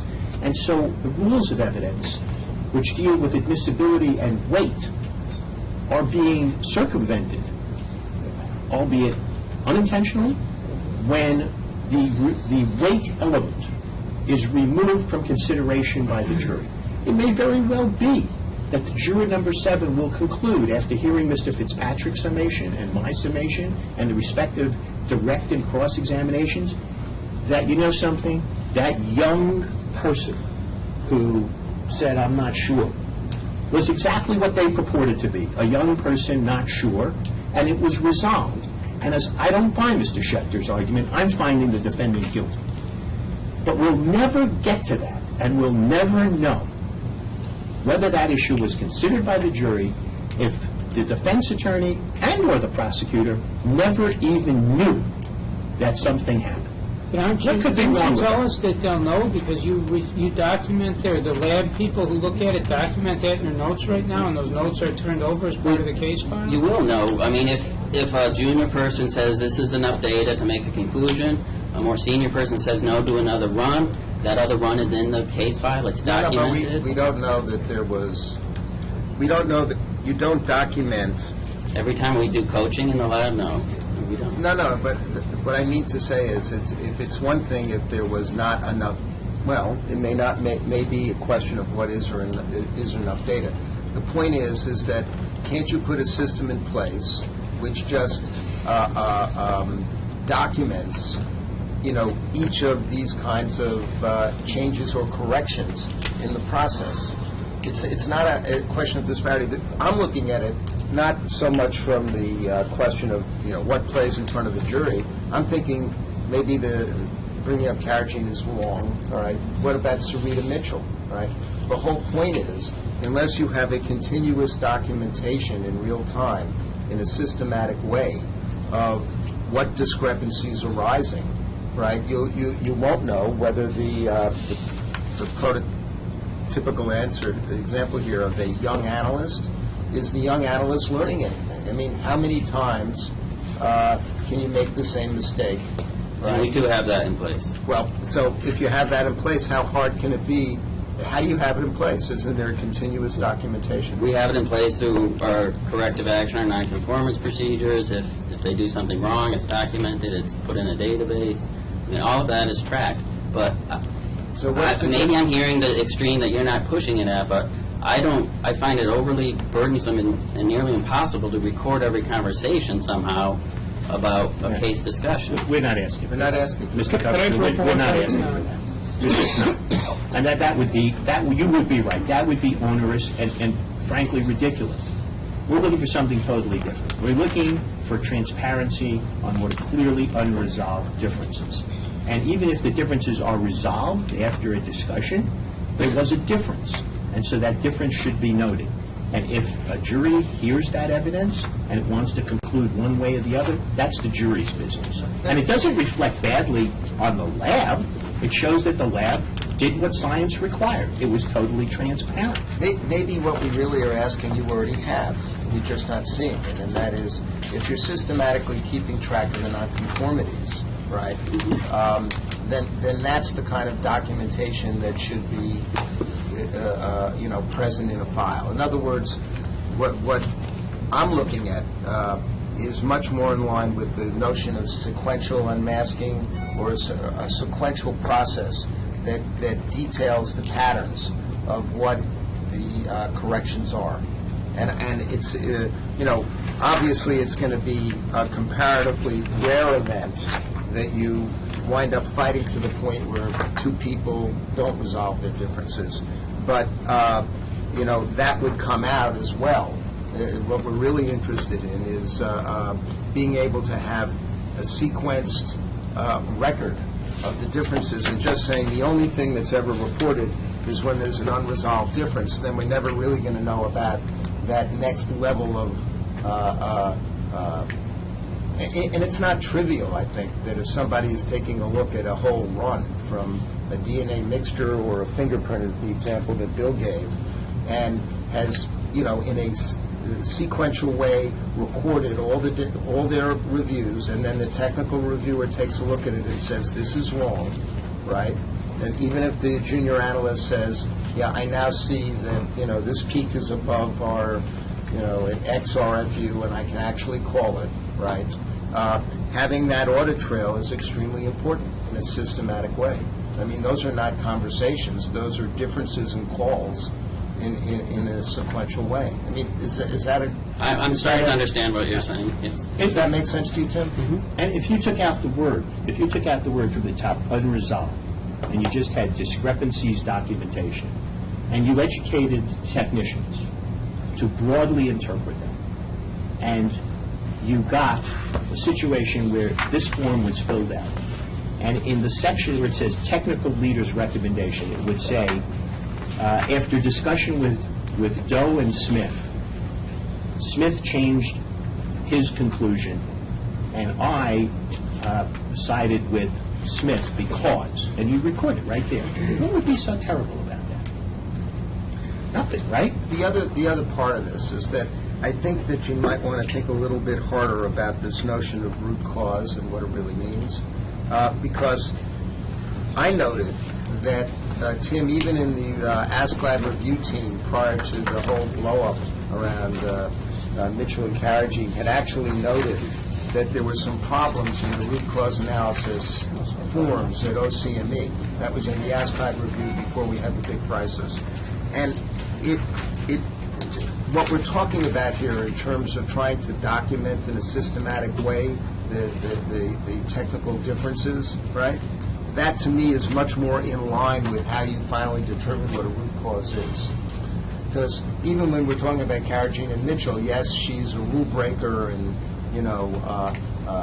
that was a bad thing. But then, if you're looking at the root cause, you would then begin to say, and probably you're the big proponent of this, well, how could somebody have not caught this or stopped her in the first place? Where were her supervisors, right? And then you begin to ask again and again, drilling down, what is the root cause? How did this really happen? How can we get to the bottom of it? And that's the essence of it. So I think these kinds of systematic reviews and coming up with more, not less. I mean, that's why the Human Factors Group is now at the National Forensic Science, coming up with a whole bunch of these things to make the analysis better, I think, is the key to it. I had a big part in writing the new root cause policy for the entire agency. It's on our website, and I think it's one of the better ones in the country. So I'll read it. Now, I just want to ask, going back to my original point, there's been a lot of discussion about what form you use, what you entitle the form. For me, the critical thing is that when anyone goes back and looks at the work of a laboratory, whether it's a defense attorney, district attorney, a judge, anybody, that they be able to follow what happened. That they be able to look and know how many people looked at the piece of evidence, know what they did with that piece of evidence, know whether they came to a conclusion or didn't come to one, know if they changed their conclusion, how many times they changed it.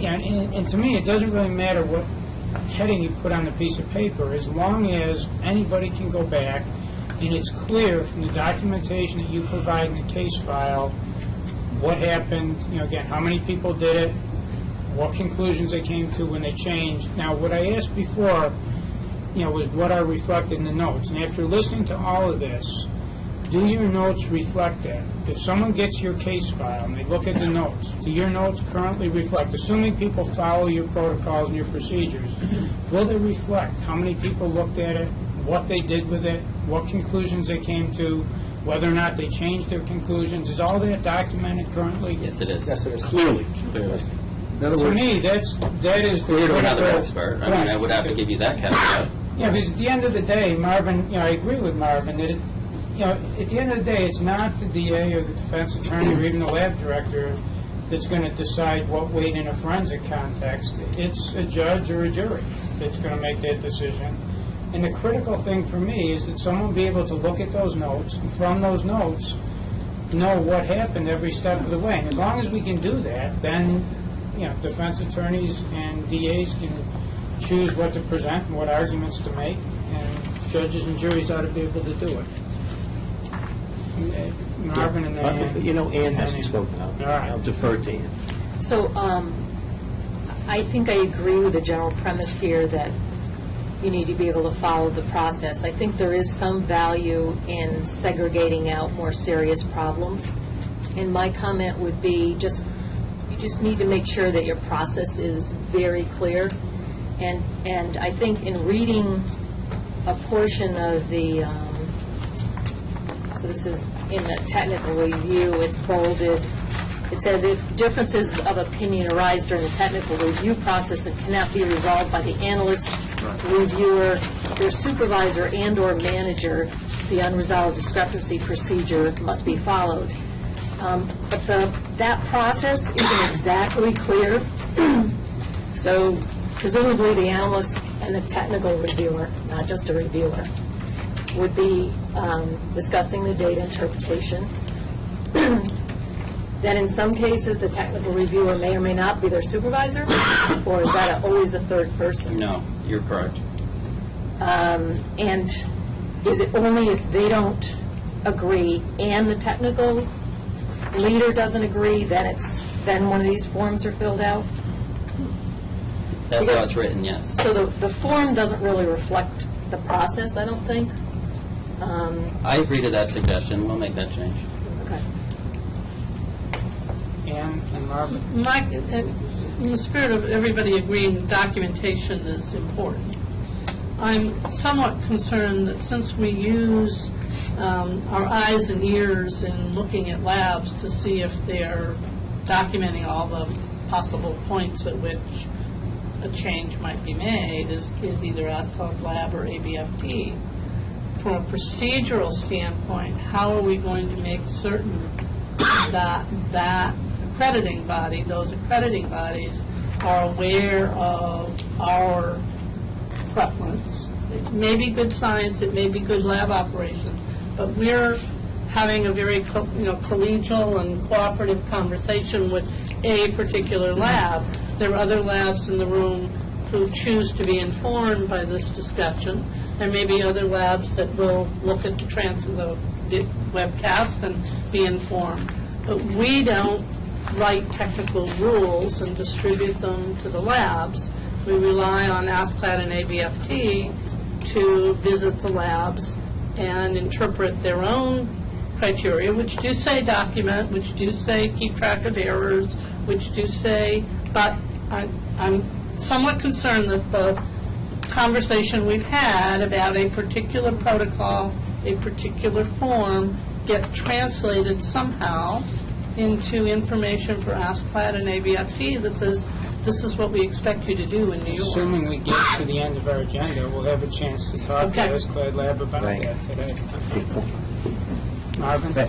So with respect to pages 10 and 11 of the ASCLD Lab review, and with respect to the section 5.9.4 and 5.9.4.1, assuring the quality of testing results technical review, the final conclusion of ASCLD Lab is that until the Forensic Science Commission defines significant disagreements, if it ever does, that there has to be a procedure that results in the discussions during the conflict resolution process being connected. This section, 5.9.4, et cetera, that I just read, are you appealing that? Or are you contesting that? No. So you're going to accept that? The last portion, the last sentence, the team recommended that in the meantime, the laboratory revise its technical review procedures to more directly link the conflict resolution policy and the LIMS audit trail to the procedure. You're going to do that? That's what they just... Or you've done it? That's the form that was interpreted. Right. Discussing. Okay, and that's what Ann Walsh was talking about. And you understand that you can make those corrections to tighten it up? Absolutely. Well, the one correction, the suggestion had to do with the ambiguity about who is actually participating. What the process is Yeah. and at what point it gets reported to the technical leader. I would make this suggestion to you, because I think what Ann Willie is saying about guidance for all the other labs is a very important point. And there are a number of people that are cognitive scientists that look at these lab issues. And it really, the people that came up with the idea of sequential unmasking in the first place, right, that then influenced the linear ASV. Would you have any objection to consulting with some of these cognitive scientists?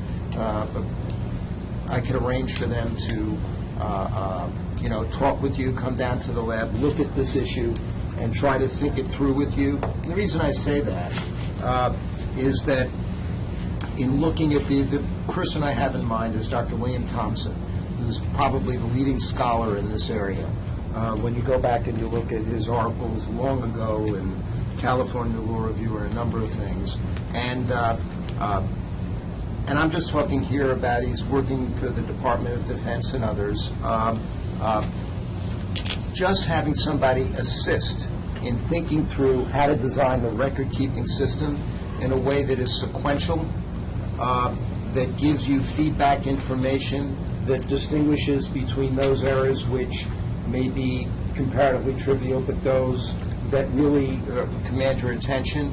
And that might be something that's useful not just for your lab, but for everybody. Well, I would suggest learning moment. It would be useful for everybody. So why doesn't the commission him to make statewide recommendations? Well, I'm a member of the commission, and the commission doesn't have infinite amounts of money. If I'm in a position to get one of the leading experts in the world to have a personal consultation with you, right, and I'll ask him to do it for nothing, would you do that, is my question. I would be happy to, and I'll invite Marina, too. Or Sure. both our labs would benefit. He's not going to be happy that I've done this, but... And I would like to say, DCJS has provided training. We've had numerous occasions to have training from Dr. Dror. Yes, We've all sent yes. people, and this obviously this is an issue that has been brought up. It's currently talked about everywhere, and I think the labs are all cognizant of what our duties are to do this. And I would, going back to what Ann said, I would also just like to say that ASCLD Lab does have a policy that any changes have to be documented. So Yes. anybody who makes a change of interpretation or anything, for that matter, does need to be documented in the notes. That's a requirement. And as you say, and I think Ann Willie was making this point, is that, it's one thing to say that, and it's quite another To implement to implement it in a way that is not just going to be transparent, as Mike and Marvin have been talking about, but also is very useful to you. I mean, obviously, you've, for example, been thinking of these cognitive issues. You've decided that silos are the problem, so let's use pods so people talk to each other, right? Well, in terms of analyzing the data, tracking it, and trying to determine what discrepancies have to be called to the attention, where the patterns arise, people are thinking about this systematically, as Kathleen says. So I will endeavor to get Dr. Thompson to talk with you about this issue, and maybe it could be resolved in a way, because he knows a lot, for example, about interpreting all these DNA patterns and alleles and everything else. And if they don't accept his They don't accept it. procedures, They don't accept it. They don't accept it. you can assure Tim that none of his people will be cross-examined about their failure to accept his procedures. Sure.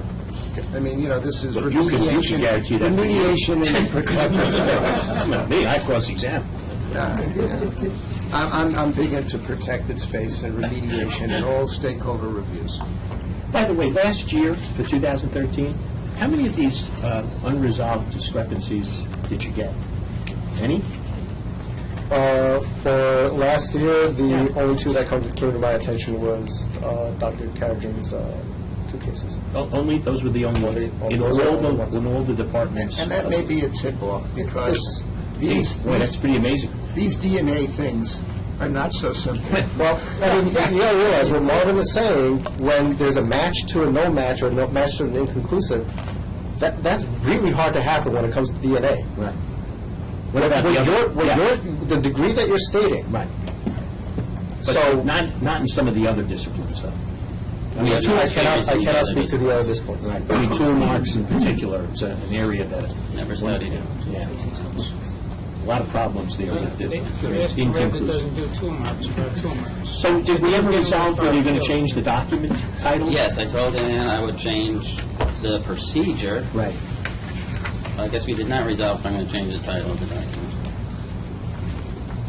I just think we're getting a little far afield as a commission when we're starting to dictate what titles you put on the top of the My key to that, for me, is to change the culture. And if you do that as the new head of the lab, I think goes a long way to sending a message to the frontline troops who do this kind of stuff, that we are open, this is science, we want to do this in a way that meets not only our scientific obligations, but the needs of the criminal justice system. I just don't think that's a bad or terrible thing for the defense or the prosecution. Tim, I would just say two things. Number one, considering the difficulty you've had in the last year in your lab, I thought this was a good report, and I thought it reflected well Thank you. on you and reflected well on your ability to adapt. The second thing, if you are going to make substantive changes, I would ask that you consult with the representatives of the DA's offices that you serve before you do that and get their input. Thank you. All right, anything further? Thank you. All right, this takes us back now to care. And I think we were talking about, actually, we just finished the late, correct? Which now gets us to our hair evaluation working group update. So I don't know who wants to do that, Brian or Kathy? I actually wasn't part of that, so I will defer I to... think Kathy should probably present what she wrote. I'm happy to do that as soon as I find it. It was this morning, it was in the handout. It was the last handout. All right, I got it. Okay. All right, so the HARE working group consists of D.A. Fitzpatrick, Mr. Schechter, Mr. Neufeld, Kathy Levine, and myself. And what we were kind of looking at was, we've already, the commission has already decided that we're going to look at reviewing some of these positive inculpatory hair cases. And what we were sort of looking at was how best to identify cases to review. And we had a meeting, we discussed it. We also had a conference call with Lynn, I apologize, anyone remember? Thank you. Lynn Garcia from the Texas Commission, because they're working a similar project, and she talked us through what they're doing and how much it cost and that kind of thing. And so the group has made we're proposing to the Commission some recommendations for next steps to identify the positive inculpatory hair comparison cases. And I will say up front that we've limited the cases that we even want to consider to cases from 1980 through current, and only considering homicides and sexual assaults. So that was something that we were all in agreement on.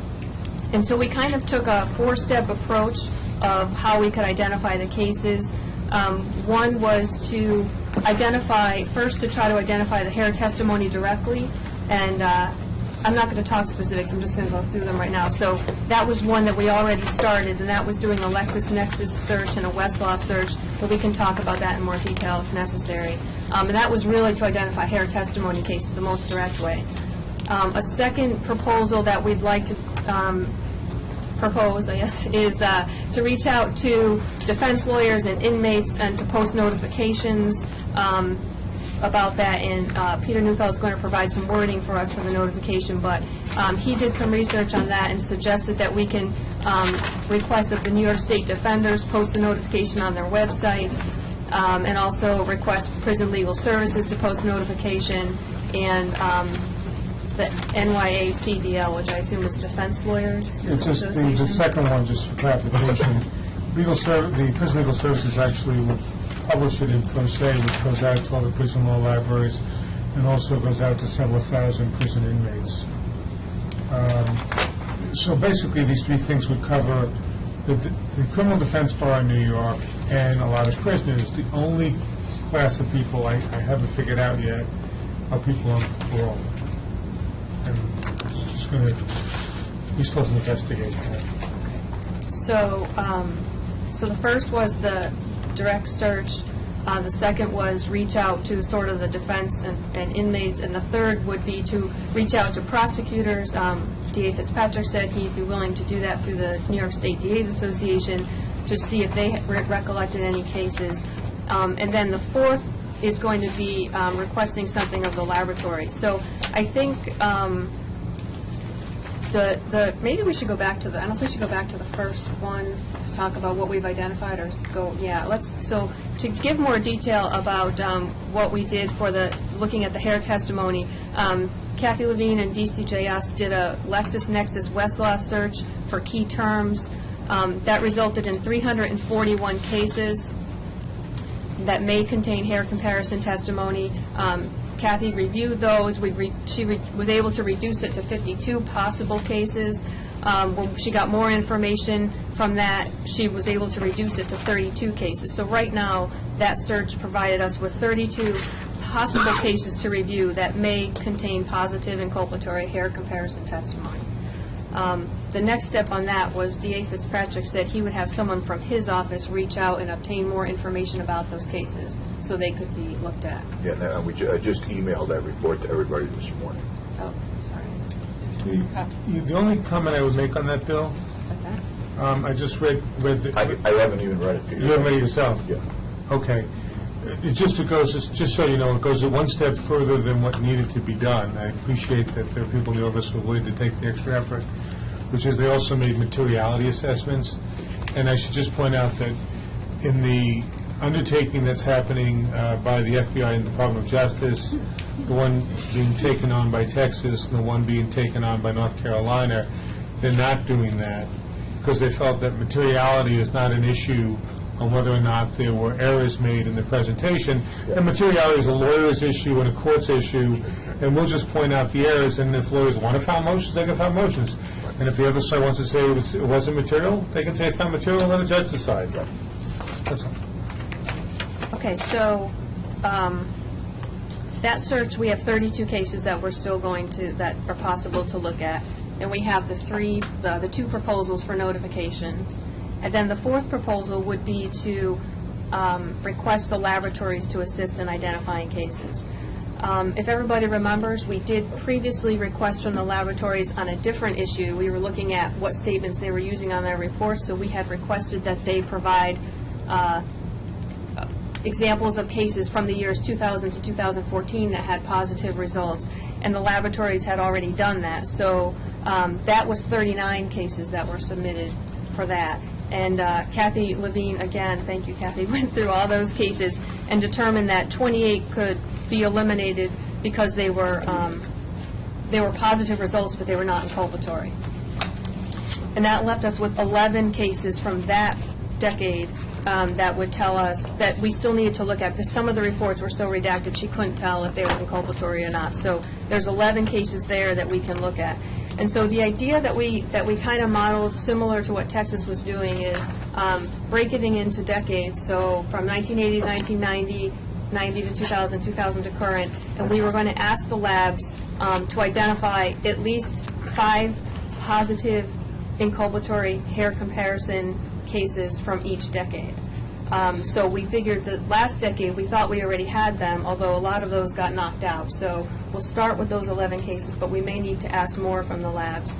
And then we'd like the labs, we're going to propose, one option would be to ask the labs to look for 5 positive inculpatory hair comparisons from 1990 to 2000 and 1980 to 1990. And basically what we would ask is they only need to look at homicides and sexual assaults, and they could just identify the first 5 positive inculpatory cases they came upon. Now, there's a number of different ways that this can be done, and we would throw out there that, if labs have a list of trace examiners that testified, and they know already that they testified in certain cases, certainly that would be the most direct way to look for those cases. Just ask them for the list and go directly for those. If a lab has a way to narrow down to their trace cases or their hair examiners to look at those cases, that's fine.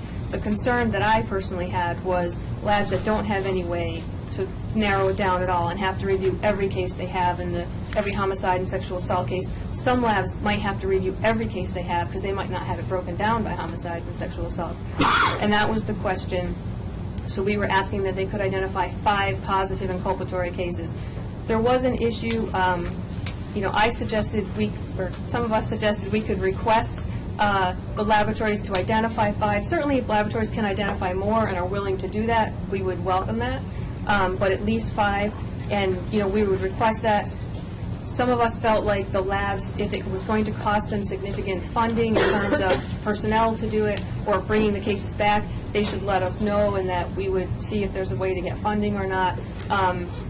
And then there was some discussion that maybe the labs could do it without funding. I will say that Texas did provide funding for their review of cases, so that's kind of where we're at. Let me ask, you talked about some different buckets of cases. The cases that resulted from this Nexus Westlaw search of 341 cases, and it sounds like that's boiled down to 32, and we have a report from DA Fitzpatrick that we just got that we need to review regarding those 32. Then we have the bucket of cases that came from the lab reports that were submitted, and that's boiled down to about 11 cases, but we need to look at those 11. It might go down, probably will go down. All right. And then you're talking about this potential of asking labs to generate more cases. So I guess a couple of questions. First, it seems to me it would make sense before we ask the labs to engage on what for some labs may be a pretty resource-intensive search in terms of manually going through every case. Would it make sense to get to the bottom of these first 2 buckets first, the 32 cases and the 11 cases, and see what we find there before we decide on the scope of what we're going to ask labs to do in terms of identifying additional cases?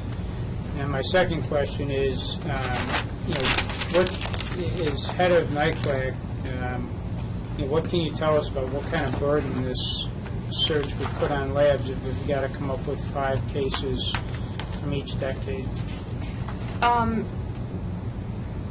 think it depends on the lab. I haven't reached out to all of the labs. I think there are some labs that might be able to do it based on their they're being able to narrow down the cases. I think there are some labs that they're going to have to go through every case. And my concern, and I apologize because I did not reach out to a number of lab directors, but the concern is that it's not difficult to look at a case to see if it's a hair case, but my concern is how many cases do you have to look at to find a positive inculpatory case? Well, it's not just a hair. The first you have to find is a hair case. Then second, they're going to have to, is it a murder or a sex assault?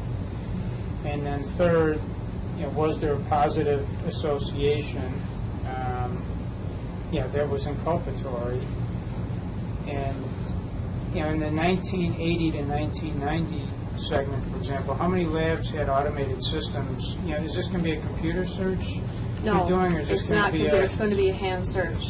And I mean, when we spoke at NICLAC prior to this, and we had a survey went out, and the labs spoke. Some of the labs said they could narrow it down by trace cases. Some labs might have their homicides and sexual assaults, they could narrow it down. But a number of labs said they had no way to do that. They would just have to review every case file. Yeah, so I guess one concern I have is before we ask labs to pull people off of casework, stop doing relevant casework to either keep up with current cases or address backlogs, should we see what we get from these cases we already have identified? Michael, I'd like to address that, okay? So I think we've already been through that to a certain extent, and we've resolved that question by saying, yes, we do want ESTA Labs to do something at a previous meeting. I think, let's go back 2 steps.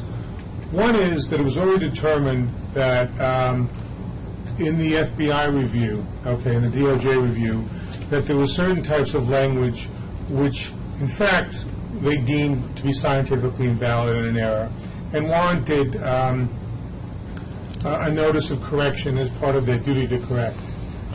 We also determined, that ASCLAD Labs sent out a statement to all the different states and all the different laboratories that are accredited saying that this also may be an issue involving state and local examiners, and you folks should look into it as well. The third thing that we produced to you was we produced examples of reports written by, testimony given by New York State or local analysts, which contain the same kinds of errors that the FBI and DOJ has already decided would be deemed errors. And given those 3 facts, which are completely unrefuted, it was deemed appropriate to at least begin to see how much of an undertaking it would entail to do a comparable review in New York State. That was the sense of the body several meetings ago. And the first thing that was done in that regard was that a determination was made to see what we could learn about other cases. And that's why there was a Lexisnexis Search done, that's why there was a survey done, so forth and so on, okay? The Lexisnexis Search, which was done, Bill Fitzpatrick was kind enough at our subcommittee, or not subcommittee, our work group meeting, to have folks in his office try and dig into those cases to find out if, in fact, they really did introduce inculpatory positive hair associations at the original trial. That's an ongoing process, okay? One of the other good things that Bill did is he actually did reach out to members of the District Attorneys Association, and I think you reported back informally, Bill, that you got 1 response? Yeah, I think it was Rockland County. Got 1 single response from the whole state. No, and 1 affirmative response. 1 affirmative response, okay. And I think we know anecdotally, Catherine, that there was more than 1 case in the last 30 years where there was an inculpatory positive hair association in New York. So Bill's sense was that may not be the most efficient, effective way to uncover these cases. I was asked to do a similar thing for the defense community, and more than happy to do that, and there will be cooperation from the New York Association of Criminal Defense Lawyers, the State Defenders Association, Prison Legal Services, and any other group that has access to those communities. I spoke to Judge Barbara Hervey, who is part of the group. She's one of the justices of the Texas Court of Criminal Appeals, and she's involved with the undertaking in Texas, and it's her personal opinion that that's probably going to be a waste of time also, that was a waste of time in Texas, and that the only way to do this is by getting the labs to actually initially come up with the cases. Not the transcripts, other people can do that, but the cases themselves. That same conclusion was reached by North Carolina in their undertaking as well. In North Carolina, the lab simply agreed to produce the 2,500 cases involving hair comparison, and then folks are coming in with students to look at those cases to see are they positive hair associations and were they inculpatory, to lift the load from the actual lab people once they identified the 2,500 cases for them. In Texas, where they did this, they decided, let's do a test run to see how demanding it is, and we'll simply ask the labs to produce 10 cases in each decade, twice as many as Kathleen is suggesting in her proposal. And when they did that, 4 of the 10 labs, in the state said it's not a big deal, and in fact are producing every case, not just the first 10 cases for each decade, but every case.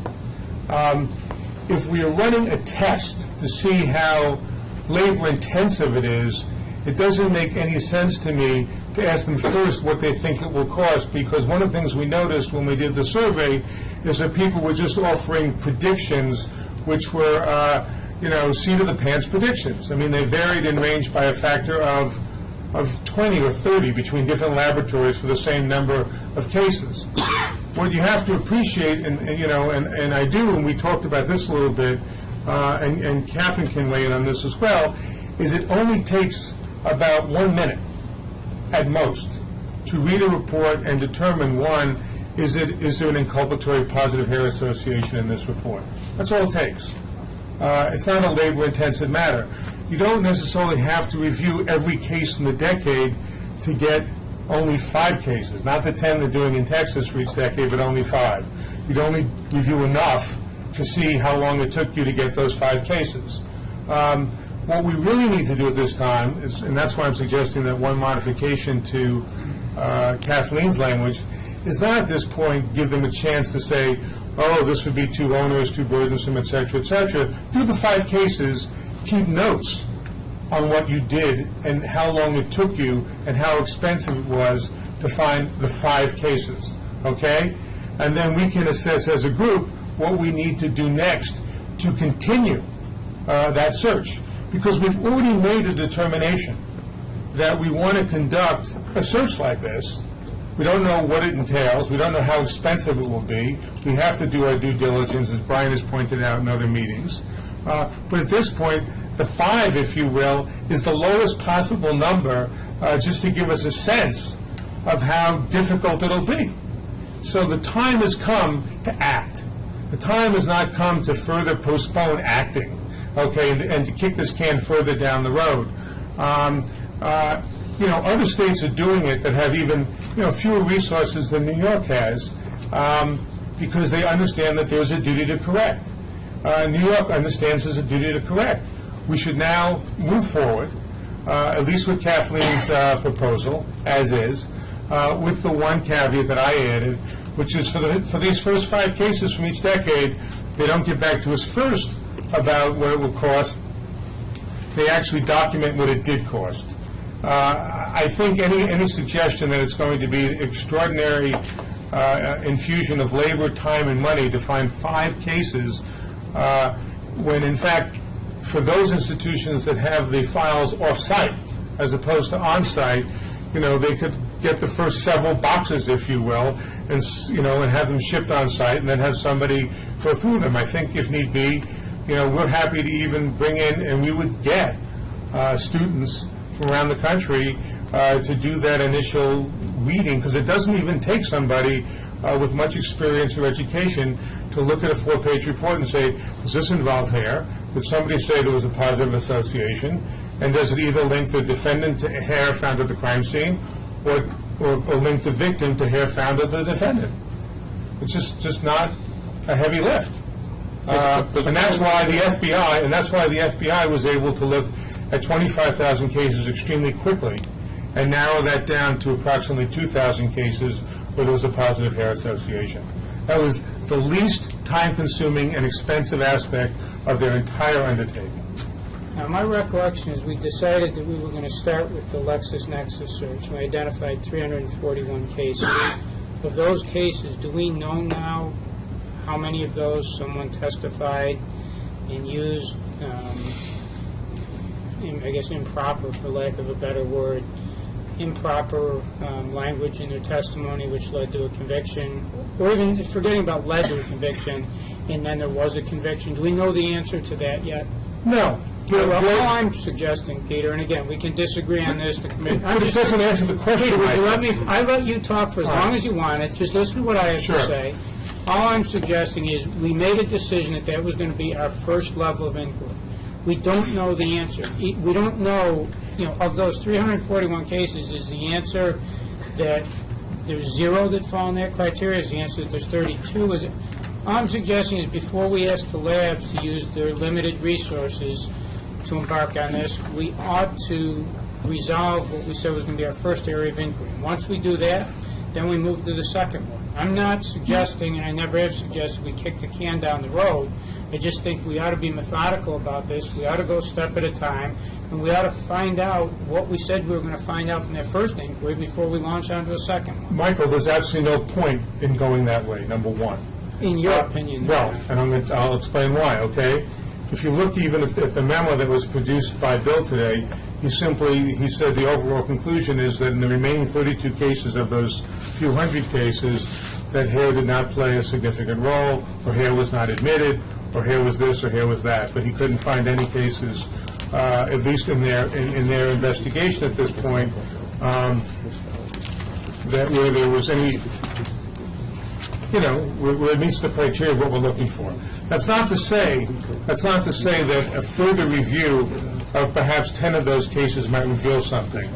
The point is this: there is no question, okay, that there have been instances where employees of New York State crime laboratories offered erroneous testimony in cases involving the probative value of positive inculpatory hair associations. Based on the 2 transcripts you gave. Well, there's only 6 cases that we found in New York so far of the exoneration cases, okay, where there was hair evidence used.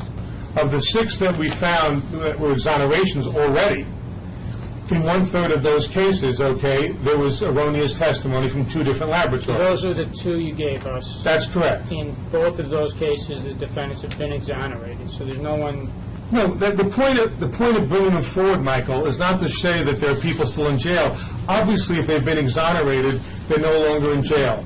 The point of bringing those 2 forward was to illustrate that the phenomena existed in New York.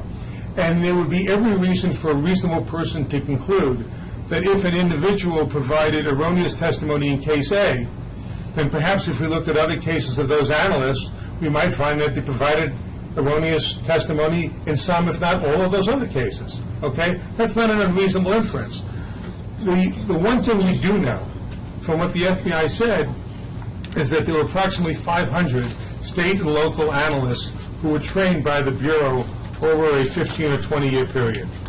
And part of that training, and part of what they were taught at those programs, okay, was to offer the kind of testimony that the FBI has already concluded was erroneous, frequently used by FBI hair examiners in cases all over the country. So once you have all that information staring you in the face, and you know that sooner or later you're going to have to grapple with that problem in New York, and people here on this commission have already agreed that they want to grapple with that problem, you know, you want to find cases where people may have been wrongly convicted. And to keep putting that off until we do this or do that really seems really grossly unfair, quite frankly, Michael. Maybe you can help me here, Peter. Okay? And we've already, just let me finish. And we've already spent several months simply examining those 300 cases to get it down to what we now have from Bill. It's not going to answer the question. The key question, and the way they're finding it, whether it's in the Justice Department inquiry, the Texas inquiry, the North Carolina inquiry, and soon to be commenced the Illinois inquiry, is we're going to have to get the cases from the labs, that there is no other adequate substitute to find the group of cases. And so the reason you have to start, whether it's 10 cases in Texas per decade or 5 cases per decade, that Kathleen suggests in her proposal is to find out how taxing it will be to get those cases. But as Bill has already found out, it's not probably going to be very fruitful to ask prosecutors. The expectation in Texas, in North Carolina, and mine in New York is it's not going to be terribly fruitful to ask defense attorneys and inmates in prison, okay? That everybody else has found that the most effective way to go about this is to get the cases from the labs themselves. So why don't we just start and find out how taxing that will be? And this sample of 5 cases per decade is the least intrusive, least demanding sampling of cases that one could possibly ask for. And I think we should just start. Maybe I misunderstood, but I thought you told us last meeting or the meeting before that where Texas started was with this Lexisnexis Search, Westlaw Search, and I thought that we used the exact same search terms they did, and that we were following what they did. And I guess I'm struggling with what is the harm in understanding what the results of that search are before we chart a path forward. Barbara Hervey, who was the member of the Texas Court of Criminal Appeals, found that all the other mechanisms for uncovering cases is no substitute to going to the labs themselves. That none of them were adequate in Texas at all. In North Carolina, they're not even bothering with that. They just went to the labs.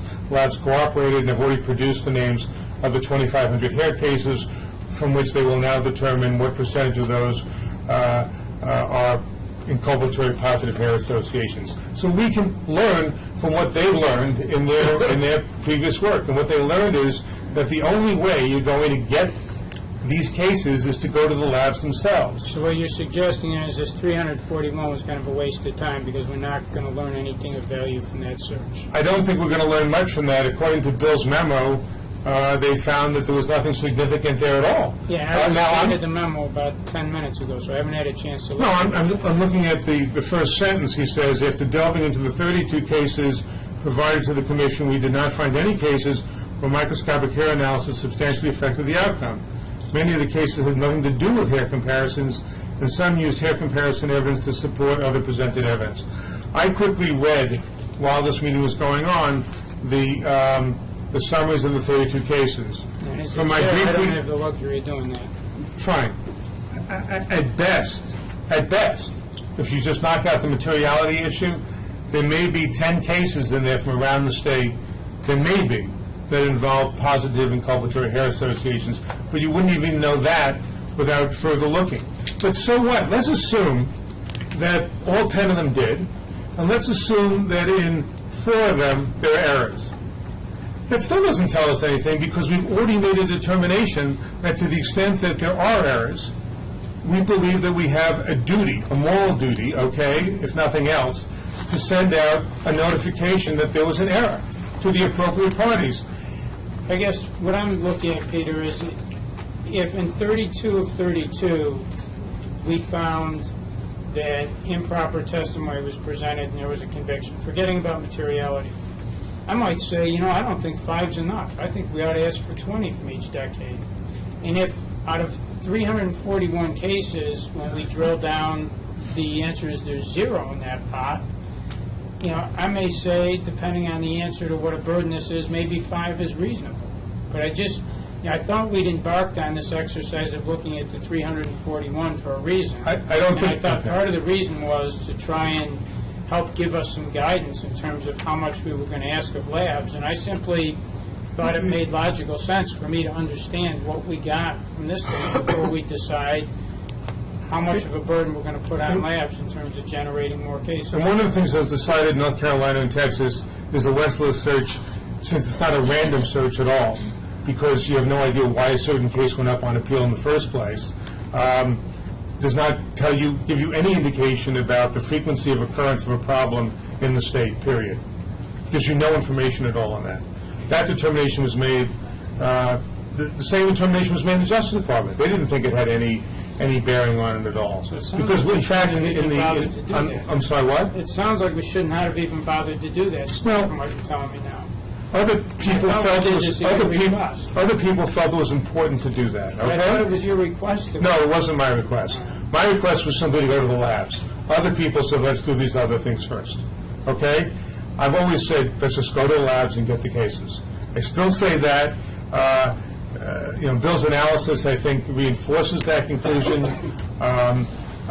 The fact that you looked at the cases provided from 2000 to 2014 further supports that conclusion, that most of those cases turn out to be not relevant to what the real matter at hand is here. So we should just go do it.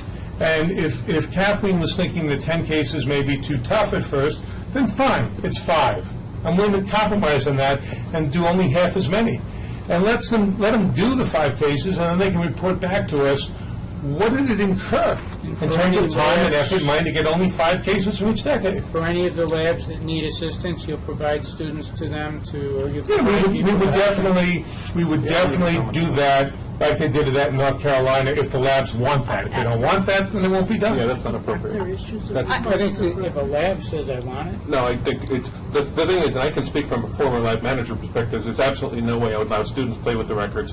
Even when experienced lab people are working with records, the biggest problem you have is one report going from one case file to another, even if it has nothing to do with it, there's absolutely no way. Even for interns within the lab that go for screening, I would not trust the records of the lab, which the institutional memory of the laboratory product, to someone that is not there. I'm just adamant. I will not go right, that's fine. I'm just simply saying that in North Carolina, they don't seem to have that same concern, and you can draw whatever inference you want from that. But I'm just simply saying is what they're going to do there is they're going to provide a stack of reports, okay? And then the reports will go back into the files by some other person, but they're going to just provide a stack of reports.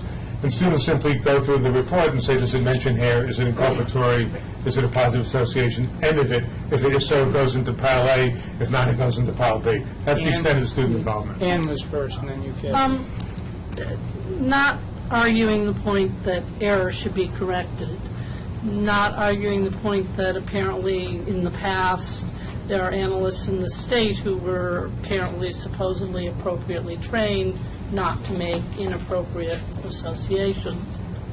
I'm much more concerned about going forward, and I would be concerned that the resources that may be, retrieving old cases in a system that's not designed to be retrievable can be extraordinarily onerous, and every time you pull a file, you worry that it's not going to get back where it belonged.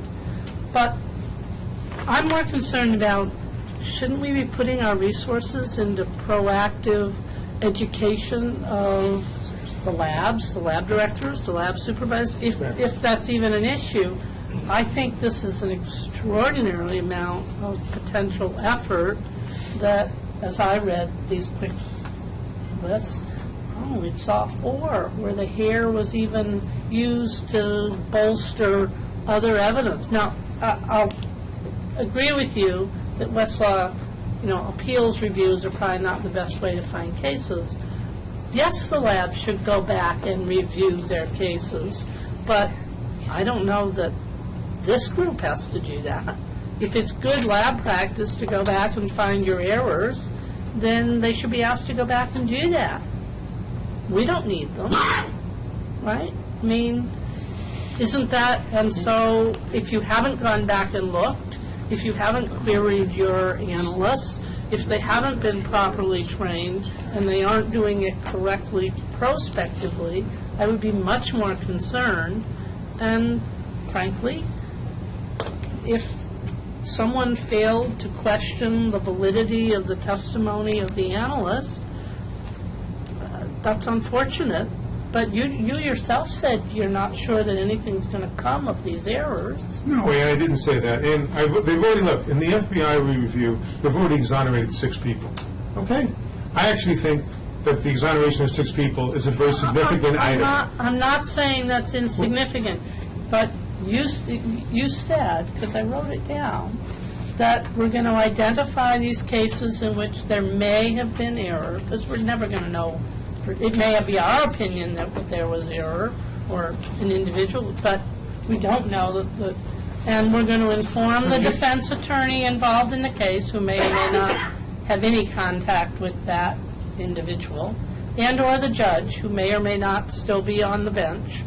And they'll decide whether there's merit, materiality, need to go back and, I guess, retry the case. Is that Would that be the ultimate decision? No, Ann, no. Then I don't understand why we're doing all this. What came up at the earlier meeting, and I can refresh your recollection, and was maybe at the earlier other people meeting. here can weigh in on this as well, okay? Is we agreed that laboratories have a duty to correct. I agree. We also agree that it's the responsibility of this commission to ensure that laboratories comply with that duty to correct, because we regulate the 22 laboratories in New York State, okay? That's part of our oversight supervisory responsibility. That was also recognized. And we're sort of the best entity to do that. The way they're doing the reviews, say federally, okay, is that once the errors are uncovered, the errors are being sent out and notification is given to an inmate, to a prosecutor, and then there are certain groups that are taking on the responsibility of getting those individuals current counsel, who will be educated in what these issues mean. And they will speak to the inmate and ask the inmate whether the inmate wants to go back into court on that issue or whether the inmate doesn't. Okay? So you're right, it's going to be a subset of these cases where significant issues are raised.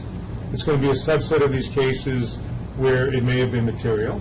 It's not going to be most of the cases, necessarily. But there's going to be some subset of cases where there will be people who probably were wrongly convicted. And you want to identify those cases. That was the whole point of the ASPAD lab memo that went out to all the accredited laboratories in the United States after the FBI and DOJ embarked on this. So, yes, it's more important going forward that best practices be used, but we also have a duty to correct errors that were made in the past. And we have the responsibility of ensuring that that happens.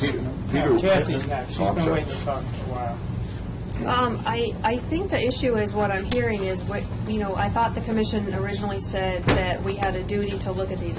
Maybe we need to make a decision, do we feel it's necessary to review these cases or not? If we still think it's necessary to review, I was in agreement originally that we had to go through all these other avenues, but eventually, if you're going to say you're going to review every case there ever was, you're going to review every case there ever was. That is why, I guess in my mind, we compromised on maybe we should start looking at the labs. The issue I have with the labs is we came up with 5 cases as a start, and I agree that the labs should determine how much money it takes them to find those 5 cases, but I don't think the labs can be asked to do that up front if they think they need funding. My suggestion was request that the labs attempt it. In some labs, they might be able to do it without any additional funding, and they will tell us it took this long. Other labs might say, I absolutely do not have the manpower, it's every case, I don't have it, I need the funding. Then ask them how much funding, give a reasonable justification of why they need that funding, and someone, again, I don't know who, needs to provide it. That is what they did in Texas. You keep seeing that they did it all on their own. I've talked to the people in Texas. It wasn't an easy thing. I talked to the assistant lab director at DPS, and he said, no, it was a pretty comprehensive thing, but they did it, but it was not easy. And to insist that it was easy, I don't think is fair. And they provided them, Lynn Garcia said, I don't remember the exact number, they started with $45,000. I don't think they used it all, but they used a significant amount. If we're going to ask the labs to do it, I think we ask each lab, can you find the 5, yes or no? Can you do it on your own? Do you need funding? And that's that. If we're not going, if we're going to say we're not going to ask the labs, which I agree, I think it's a big burden on the labs, but that goes back to the decision, are we doing this or not? We're making a decision based on false information, and I apologize for interrupting, but when you say this was worth us to do, I completely disagree. The 2 cases you gave us and transcripts are listed on the sheet. We looked at 341 cases, and the same stuff rose to the top. So we have not detailed look at this. I don't have to agree with the materiality part because I haven't looked at the document, but if I look at number 1 and number 5, those are the 2 transcripts you gave us. So within the top 5, we have the 2 you self-identified. This is the way we get the cream on the top right away. This was not a waste of time. And we can just do that. That's what I'm trying to say. If we think that's sufficient to just use those cases, then let's just do that, and then we're done. That's maybe a vote. Or do we want to look at every case? Just to give some context to this, for the last several months, this commission delegated to the committee, or whatever we call it, Working group. the task of trying to determine whether we should go forward. I disagree, excuse me, I How to go disagree with forward. that. How to go It's not- forward. How to go forward. And we came, after much discussion, we limited, how far back to go, by decades. There was a very spirited discussion, both in person and by emails, over the number of cases. Peter wanted 10, maybe more to start. Kathy wanted less. At one point, Kathy's position was, well, what do we have? What happens if the lab has no system at all and they have nothing? How are they ever going to do it? We got some advice from Texas on that. In the end, after all that discussion, we came up with the idea of going back a few decades to the 80s, and we agreed to compromise at 5 cases. So we're going to become one of the states, along with all these other states, that are going to conduct this review. And we're doing it in the most minimal, responsible way. So I would ask the commissioners to vote on this and let us go forward. I second. What's the problem? I mean, after all, you asked us to do it. If you think we did a bad job, tell us. Vote against us.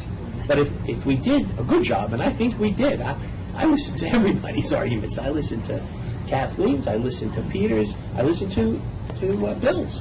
And in the end, this was the most reasonable thing we could come up with. And it happens to be, of all the states, New York is the least intrusive in moving forward. So let's try it. What do we got to lose? And,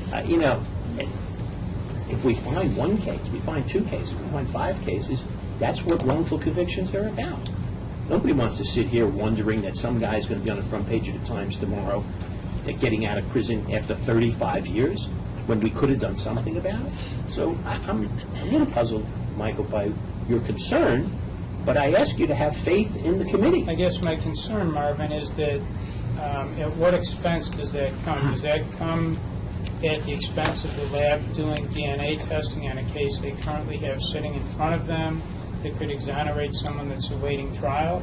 Now, I came from a jurisdiction where we literally, we had to beg the judge to adjourn a trial date so that we could get the results of the DNA testing, and the judge begrudgingly finally agreed to adjourn the trial date, only to find out when we got the lab report that the wrong defendant had been indicted for the rape, and we were going to be forced to go to trial on that case. And labs,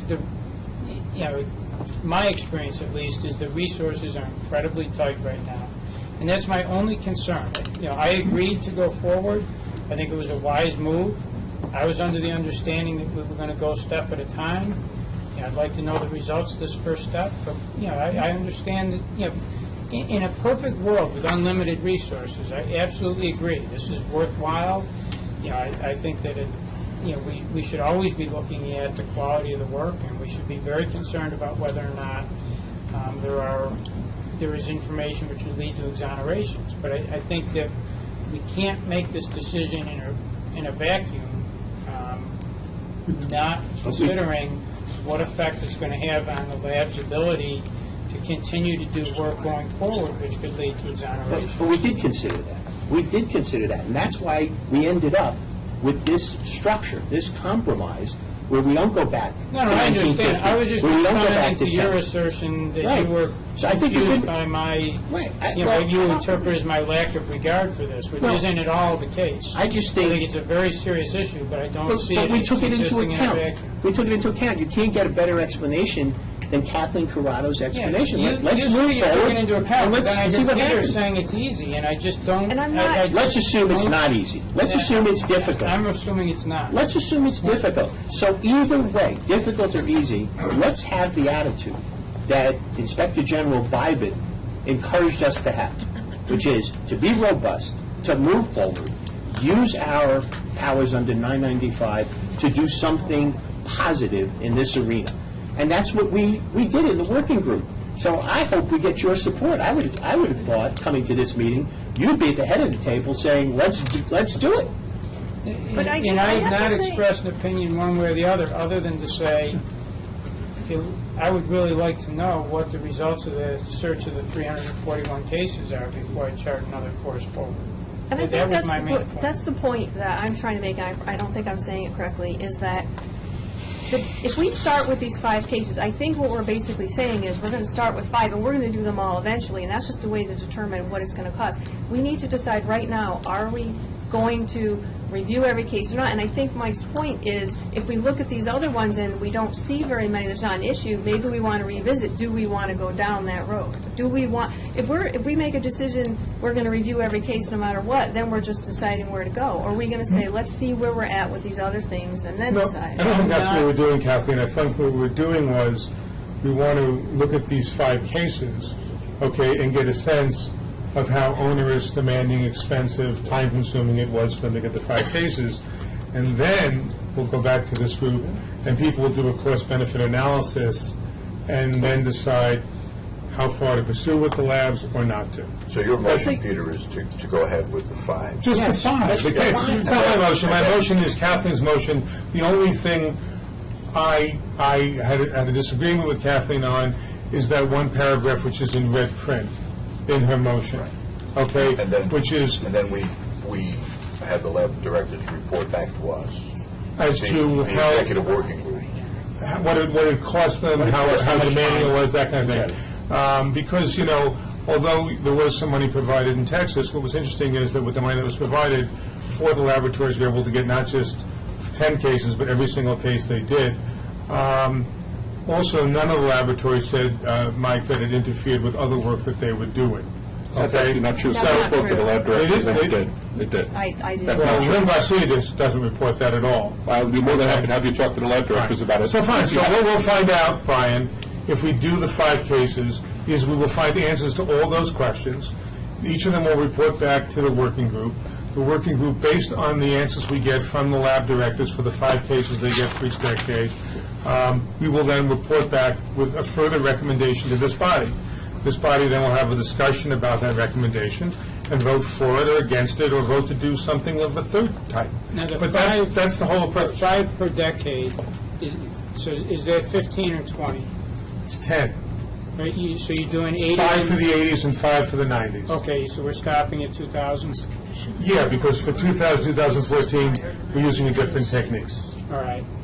And then we're clear that as a commission, we've not made any decision statement on our course beyond that, that we're going to do this limited inquiry. That's right. And before we go any further, we're going to get results. We're going to find out what the results of this are, what we find, and only after we have that information, you know, will we make any decisions about whether or not we will do anything further. That's right. There's something I'm fundamentally That's confused right. about. Also, we won't just get the results on the 5 from each decade, but we'll also get a report from them about what it cost, how much time was consumed, other ways it impacted their work. So we'll have a full picture. But we're not going to be here at the next meeting or the meeting after saying, let's go on and chart a further course Not till before we get that. That's correct. I might argue that just to see what your action. But I doubt It it. seems to me to be where we are right now. But Mike, anything further, Ann? just a question, has anyone raised query as to the authority of the commission on cases prior to 1994? I just asked Gina, I think there are authority questions here. Just generally speaking, what authority do we have to ask labs to go back and do work like this? And it seems to me, in a way, it's almost voluntary. We have authority to accredit labs, so I suppose, push came to shove and the lab said we're not going to do it, would we as a commission say then we're not going to accredit you because you wouldn't go back and look at these cases? I think we do have the authority clearly, because the duty to correct, right, is something that exists now for the laboratory, right? And certainly from the time that the commission started. Even though the case is an old case, the laboratory now has a duty to correct its past errors. That's certainly a possible interpretation of our duties. I have a question as to whether or not we can force them to do it, but Yeah. I suspect we're going to get unanimity if this commission asks a lab director. I'd be very surprised if anybody says that. There's still something I'm misunderstanding here. So we took a path, and I think we've had some significant forward progress. Maybe it's not as much as you want, and I understand that. But one of the big things you said is, in Texas, this is how it worked. They didn't have any luck with prosecutors and defense attorneys. There is no place in the United States that has a more robust defense community than New York. And I don't understand how we can't... As a member of the defense community, I would take some exception to that. No, I disagree with you on that one. The robust. I know a lot more about the defense community across this country. In this situation, I think They're pretty good night. I still can't understand how we're not approaching inmates and we're not taking that as a top path. If I was convicted wrongfully and I was sitting in jail, there would not be a single day I wouldn't be thinking about hair. Not a single day.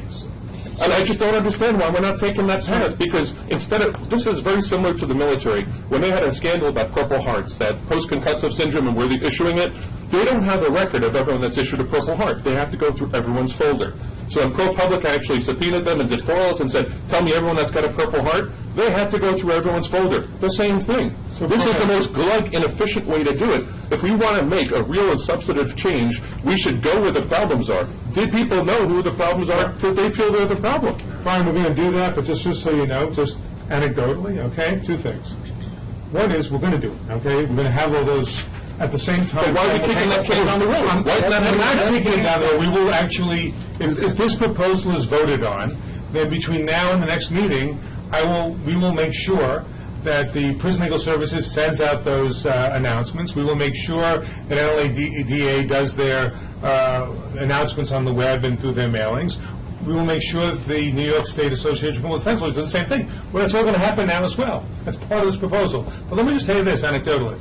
5 of the 6 people who have been exonerated now after this Fed thing has just started, okay, and it's really just started.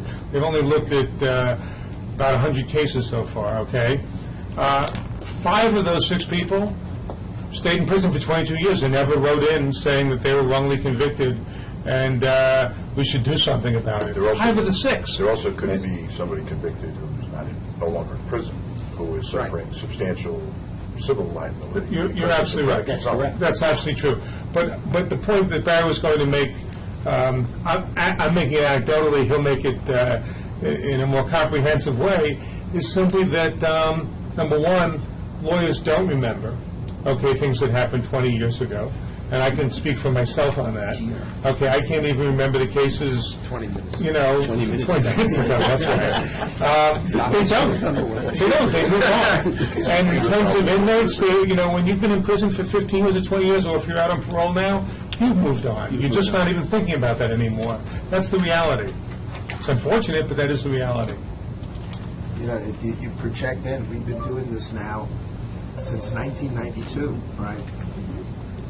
I mean, the exonerations come in, we call the defense lawyer on the phone, the defense lawyer says you're kidding, right? The inmate there's all kinds of reasons that people in prisons, are not sitting there. They're not following this the way you are. They're not sitting there going, oh my God, the problem in my case was the heritage. Lie detector guy. Wait a minute. In that comment, I think we should just end the discussion. Do we have a motion? Go forward with your proposal. But my proposal is very clear that we request for the labs to identify the first positive inculpatory hair case, homicide or sexual assault cases per the 2 decades.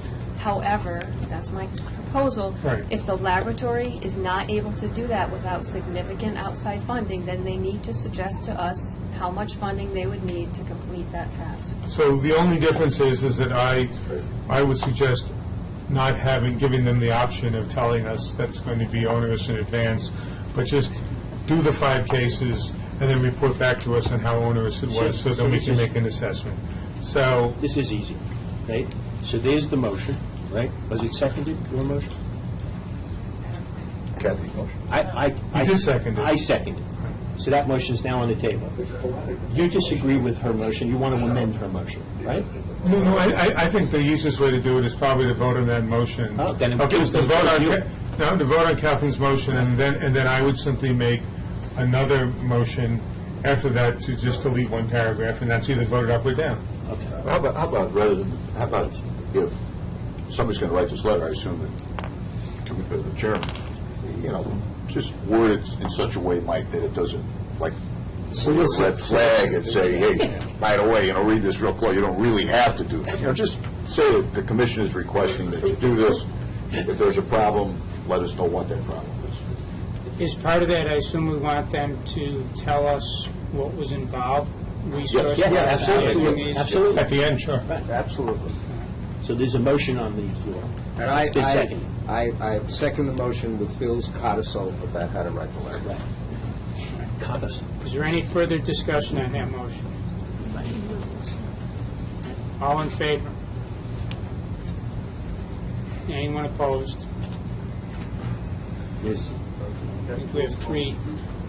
All right, so that, any abstentions? Who opposed? Besides Murphy. And Green. Joe D'Amico. And now my motion is simply that, from that proposal, that we would not ask them in advance if funding is a serious problem. That we simply ask them to do, I'm just making a motion Well, now. I thought that what Bill, I thought Bill had covered that already by saying that we're just going to write and say, we're asking you to identify 5 cases from each of these 2 decades, and we're asking you to document for us what was involved in terms of time or effort. Oh, okay. Is that, am I missing a Fine. piece? Then in light of that, I have nothing else to say. We're not saying the commission's demanding you do it. We're not Understand. bringing up the compensation issue. We're making a request. Okay. Is that, Yeah, I don't have any other motion. all right.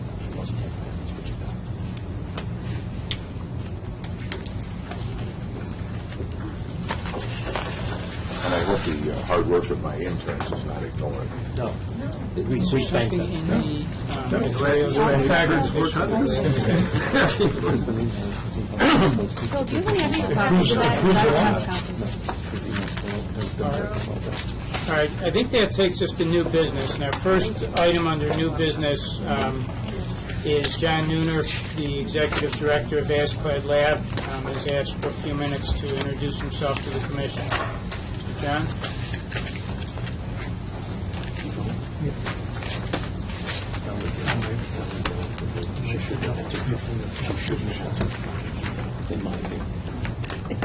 Well, I'd just like to start by thanking you for putting me on your agenda and allowing me the time to come.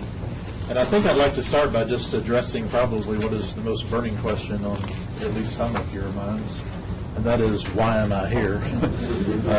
I really wanted to come and begin a relationship with this commission as the new executive director of ASCLD Lab.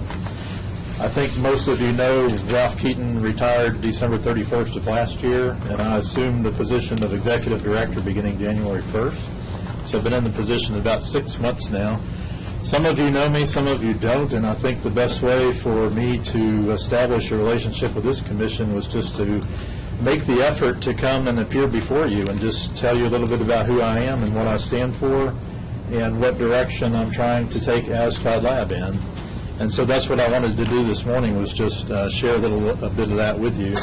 So first of all, I am a retired lab director. I worked in the lab for 28 years, and I have been with ASCLD Lab about 12 years. I actually started the ISO program in ASCLD Lab and mentored the other people along to get that program up and running. And then I moved in to become the Chief Operating Officer of ASCLD Lab, and then stepped up to the level of Executive Director. So that's just a little bit about me really quickly. What I stand for is really what I want you to know, is that I think that we share an absolute common purpose, ASCLD Lab and this commission, and those people in the room that work in forensic science.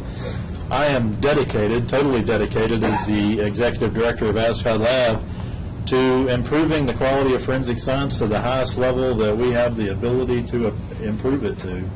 So as every opportunity comes along for making the standards better, making them clearer, finding more consistent ways of interpreting and applying them in assessments, I am very dedicated to doing all of that.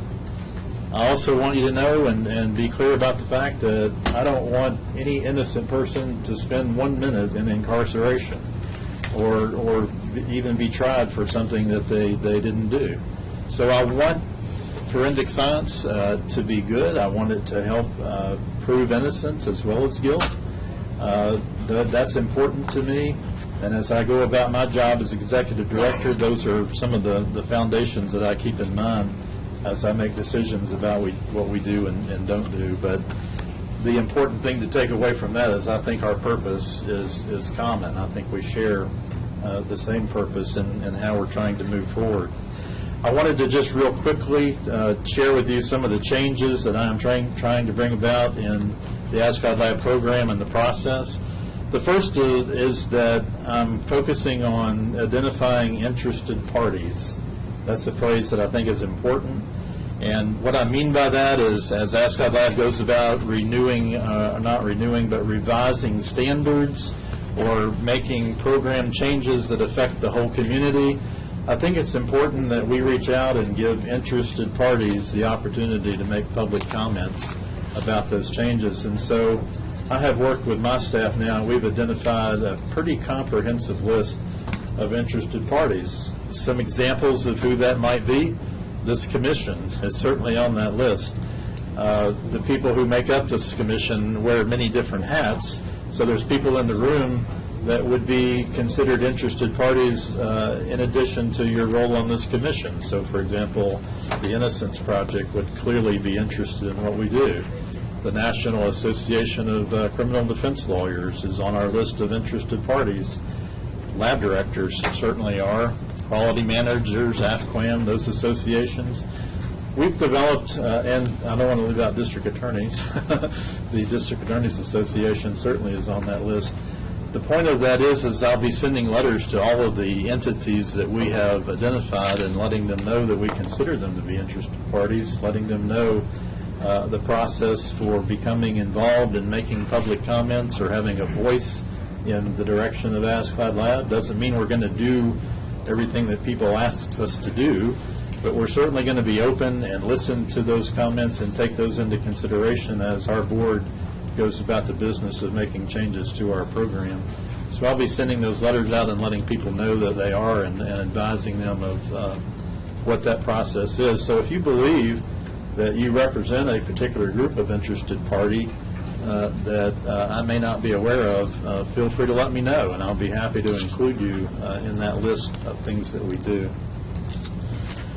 We've also I've engaged North Carolina State University, just because they happen to be 4 miles away, with having some experts prepare for me a survey to send out to mainly our primary customers, which are those labs we accredit, so that we can find out from our own customers what we believe the strengths and weaknesses of our program currently are and what opportunities for improvement there might be. So we will be taking steps in moving toward doing that. I anticipate that survey going out and all of the data being analyzed before the fall of this year. We are expanding the pool of lead assessors. One of the problems we have as an accrediting body is expediency. So, for example, when you requested the special review of the Office of the Chief Medical Examiner, we wanted to get that done as quickly as we could so that we could get those results back to you for your consideration. In the future, we're going to be able to act more quickly, not only to those kinds of requests, but applications for accreditation by increasing our pool of lead assessors. And we're looking at doing that with well-qualified contract lead assessors. So that's something that you will be hearing about. You should and may already be aware of the fact that we are moving to a 4-year accreditation cycle. Effective July 1st of this year, any lab that applies for accreditation on and after July 1st will be accredited to a 4-year cycle. There's all sorts of reasons for doing that. It puts us more in line with the 2-year cycle on the DNA audits, makes it easier to manage and administrate those. It puts us in the lab for a full assessment more frequently, which is a good thing, a positive thing. And it also brings us into alignment with some of the international standards that we must adhere to. And I think that by moving to that 4-year cycle, we will be better able to meet the international standards which we have to meet.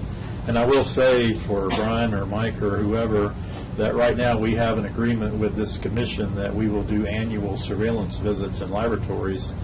When we move or as labs transition to that 4-year cycle, you may want to consider as a commission going back to that one mid-cycle visit as opposed to those annual surveillance visits. And the one mid-cycle, the way our program operates now, would actually maybe more advantageous to you because they're a little more comprehensive than the annual surveillance visits. So that's a decision that this commission will have to make as a result of our change. We're expanding our training. I heard the root cause analysis discussed a little bit this morning. We've created a course about that because we have recognized around the country that laboratories are struggling with how to do comprehensive root cause analysis and actually get to the bottom of what the issue is that's causing the problem. So we've had Dr. Emma Dutton, who is now on our staff in our training program, develop a curriculum, and she is now beginning the process of presenting that around the country so that laboratories will be better educated on how to do root cause analysis. Finally, as many of you know or should know, we are recognized, ASCOD Lab is recognized, as is most all ISO accrediting bodies, internationally by the Inter-American Accreditation Cooperation and the International Laboratory Accreditation Cooperation. And as in order to maintain or achieve and maintain that recognition, we must meet certain international standards. And so just as a way of, during my transition to executive director, I want a clear handle on how well we're doing that, so I'm arranging for an external audit of ASCOD Labs operations, the complete operations, by experts that I'm going to bring in from other sectors of the economy that are experts in those international standards, and just do a comprehensive review of our entire operation to make sure that we're working in accordance with those standards. And I feel like that's something that will make ASCOD Lab a better organization for everybody concerned, to make sure that we're doing that. So again, I know your meeting is running a little longer with some of your discussions, so I don't want to take a whole lot of your time. But I do, again, want to thank you for the opportunity to come. I wanted you to see who I am, hear a little bit of what I'm about, and understand that I believe we absolutely do have a common purpose. I will tell you, as I reflect on the history of our relationship, I'm not sure what word to put on it, but the word that keeps coming to my mind is contentious. I think sometimes ASCOD Lab has only appeared before this commission when there's an issue at hand, and I didn't want that to be our current history. So that's one reason I asked to come when there really wasn't anything on the table to be argued about. But I think that I was just recently at a meeting in New York with Marvin. It was an ABA meeting, and Marvin said something to me there that kind of struck a chord, and I think is really true. And what he said is that we are very good at talking at each other, but sometimes we don't really talk to each other. And I think that you're right about that. And so it actually reminded me of a quote that I had heard a long time ago from Mark Twain. And before I'll tell you the quote, I'll tell you that communicating can have many different elements. And I think we're all really good communicators nowadays. We have email and Facebook and the telephone and, water cooler conversations and all sorts of, there's a wide variety of ways that we communicate. But what Mark Twain said was, and I want to read it because I don't want to get it wrong, is let us make a special effort to stop communicating with each other so that we can pause long enough to have a real conversation. And my point is that anybody on this commission, I know you can't meet separately, and I'm not asking you to do that, but if you have a question about what ASCOD Lab requires or what ASCOD Lab's intent is on a particular issue, or you have an idea about how I can improve the operations of ASCOD Lab, you are perfectly welcome to pick up the phone and call me, and let's have a conversation about that so that we can talk through that. I can more clearly understand your position. I can help you understand any limitations I might be working under. But I think if we can work toward having those conversations, we'll all be better for it. Thank you. Thank you very much. Really appreciate your coming. I'm glad I thought you were going to say reports of your death were greatly exaggerated when you said Mark Twain. That was a good quote. But maybe I'll use it because this was very good that you've come. In terms of the relationship of ASCLD Lab with this commission, when we started as a commission and then delegated the responsibility of having all labs accredited by ASCLD Labs, because you were the only game in town, and you're no longer the only game in town, both domestically and internationally. So I think that your determination to bring in the outside audit group is a good one. And we have probably maybe the best set of cases in some sense for you to look at. We have a whole series of IG reports here where we discovered dry labbing and all kinds of problems. Some of the immediate issues, I'm sure you've already heard this from Marvin or others, is that when you do the inspections, it can't be too hard to do surprise inspections. And also, when you're gathering the cases, you shouldn't be asking the labs to present you with the cases. You should have a procedure in place where you are selecting them, because that became a key problem in one of the worst cases we had here in New York of a guy that was dry labbing and handing the cases to your inspectors. When you talk about interested parties, I think that is a terrific initiative, but one of the big problems that crime labs have generally is that they talk about their customers, and they think of their customers as simply the police and even sometimes the prosecutors, but not as much as even the prosecutors would want. But what we've learned from this whole journey together is it's the judges, it's the defense bar, it's a whole community of people are really the customers of the lab, and that mentality has to be changed. It's really good that you were here to listen to the whole discussion we had with OCME, and even the notion of the duty to correct. You heard two really seminal kinds of discussions here. So I would suggest to you that you look to the cognitive science community. You look at notions of sequential unmasking. You look at ways of running the laboratories so that analyses are conducted in a way where domain or relevant information is not routinely be given to analysts, and when there is information that they need to know, but it comes at the right time. A number of the laboratories are, I know that Max Hauck and others are experimenting with this in Washington, D.C., and as Kathleen was talking about, we've had presentations from ETL Drawer and other cognitive scientists about this, that this is extremely important, the human factors. I think you should make clear to us, we had a meeting of the DNA Subcommittee that we have here that was very disturbing to me for a number of reasons, not the least of which is that one of the scientists involved there said, well, we don't have to worry about this low copy number DNA stuff because, after all, ASCLD Lab accredited it, right? And you guys have nothing to do with validation or anything like that. I've got that right? You do. All right, so we have to at least inform our DNA subcommittee of that and a lot of other things, frankly, in order for them to get this done. And so I, for one, I think I wear about, in terms of the parties that you described, at least 5 of the hats, right? And I pledge on behalf of my partner who had to leave, and all of us, that we will knock on your door and we'll give you as much feedback and constructive support as we possibly can. And I'm personally very grateful that you came here. As you say, in a time that we weren't fighting with you, we were fighting with everybody else, right? But as you saw, we resolved a lot of these controversies. I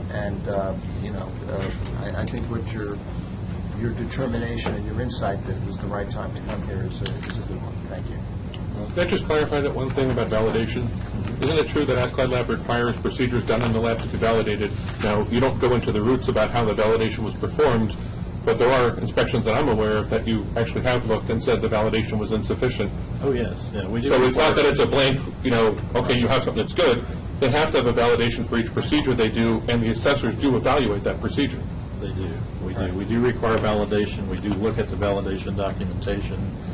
But I think that to say that ASCOT Lab accredits all test methods in the world is That's not a little misleading. Yeah, I'm not sure that was the statement, but I just want to clarify that point. You're even talking what Brian said. As I understand it, ASCLAD Lab would recognize that the rules with respect to internal validation of a DNA assay would require, as I recall it exactly, that a laboratory validate its procedures on samples replicating casework. And that if you're validating a technique involving something as controversial these days as low copy number DNA, where you're doing extra cycles, right, and your only validation is on buccal swabs, which are pristine samples at 150 and 25 picograms, right, and then you... Single source. Yeah, and then you're doing mixtures of just two people, right? Then, before you actually do that on casework, the internal validation would mean that you actually do samples on casework. Now, if what Brian is saying, that ASCLAD Lab should see that a laboratory, before it moves on to the casework, if its only validation was on the pristine samples I talked about, right, actually has done the internal validations on samples replicating casework, if that's your function, well, then that's one thing, right, that we could discuss. But that's the issue that we have here involving OCME in front of the Commission. I'm not asking you to weigh in on that because you came here in the spirit of compromise and peace. Well, but those are the kinds of issues to see whether people are properly validated. Right. It's important to bring appropriate experts into those conversations. Right. But what I will say is we do and have routinely written findings because laboratories will go beyond the scope of the validation and begin to use that method for things that it was not validated to do. And the last point, when you talked about ISO, we had a discussion, I think, 2 meetings ago about, I don't have these categories memorized exactly, but I think that the ISO requirements with respect to documentation, which was exactly the conversations we had with our colleagues here at OCME, in terms of being able to have a case file together where you can go back, as Chairman Green was talking about, and have an audit trail of absolutely every procedure, I think is plainly an ISO requirement, and is something that would probably be good for ASCLAD Lab to make sure that its requirements are meeting that international guideline. Yeah. And I will say I think that we do. I don't want to overstay my welcome here, so I don't know how much time you're allowing for this discussion. But going back to the discussion this morning, it was, first of all, interesting. I'm glad I was here to hear it, and I wanted, before I leave, to make sure I understand your point, because what we do require in this whole concept of professional collaboration, I'll call it, collaborating with a colleague, what we do require, just to be clear, is that while the analyst is working on that particular case, that test, that before they declare that test to be finished, they can certainly have all the professional collaboration they want to have. And, they can come up to a senior colleague and say, I'm not real sure which test to use. Yeah. I'm not sure what this is. I've never seen this before. I think in terms of the fingerprint, I think this might be ident, but I'm not sure. Or I think it is. And the colleague looks at it and says, no, you really don't have enough to make that determination. We do not require those kinds of collaborations to be documented until the test is finished. But before the technical review occurs, we do require the analyst to declare that case to be finished and those notes to be locked down. And then once the technical review takes place, if the technical reviewer disagrees with anything that's been documented, that can't be tossed away. That record has to remain intact, and it has to be clear what changes were made. So that's what we require right now. So is the difference if somebody is looking at either, let's take a DNA run of some kind, and the analyst says, I don't know I can't construe this peak and calls over the supervisor and says, what do you think it is? And they both then decide, this is what it is. Right. That need not be documented. That's right. But if the analyst actually looks at the peak, makes a call, submits it, and then the technical reviewer says, no, I disagree, that's an artifact, not a real allele, right? That has to be documented. That's what we require, yes. All right.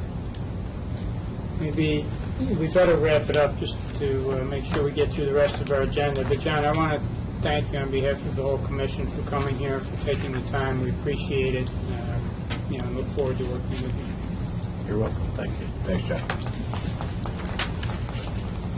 All right, our next agenda item under new business relates to a email that's in the materials you got under the heading of new business relating to the Erie County Medical Examiner's Office, the Toxicology Lab. I think we have Robert, is it? Osowitz here. Thank you for joining us, and certainly give you a chance. I understand you wanted to address the commission on this. Yes, Give you an opportunity to do that. and my purpose is just bringing to the attention of the commission an issue that occurred in the laboratory over the last several months. When sometime in early March, we had a retirement of an upper-level person, toxicologist in the laboratory, which opened up the opportunity for two people, or one of two people, to advance into that position. I fully expected to be involved in making that decision, but at least if not making that decision, to be involved in the making of that decision with perhaps others.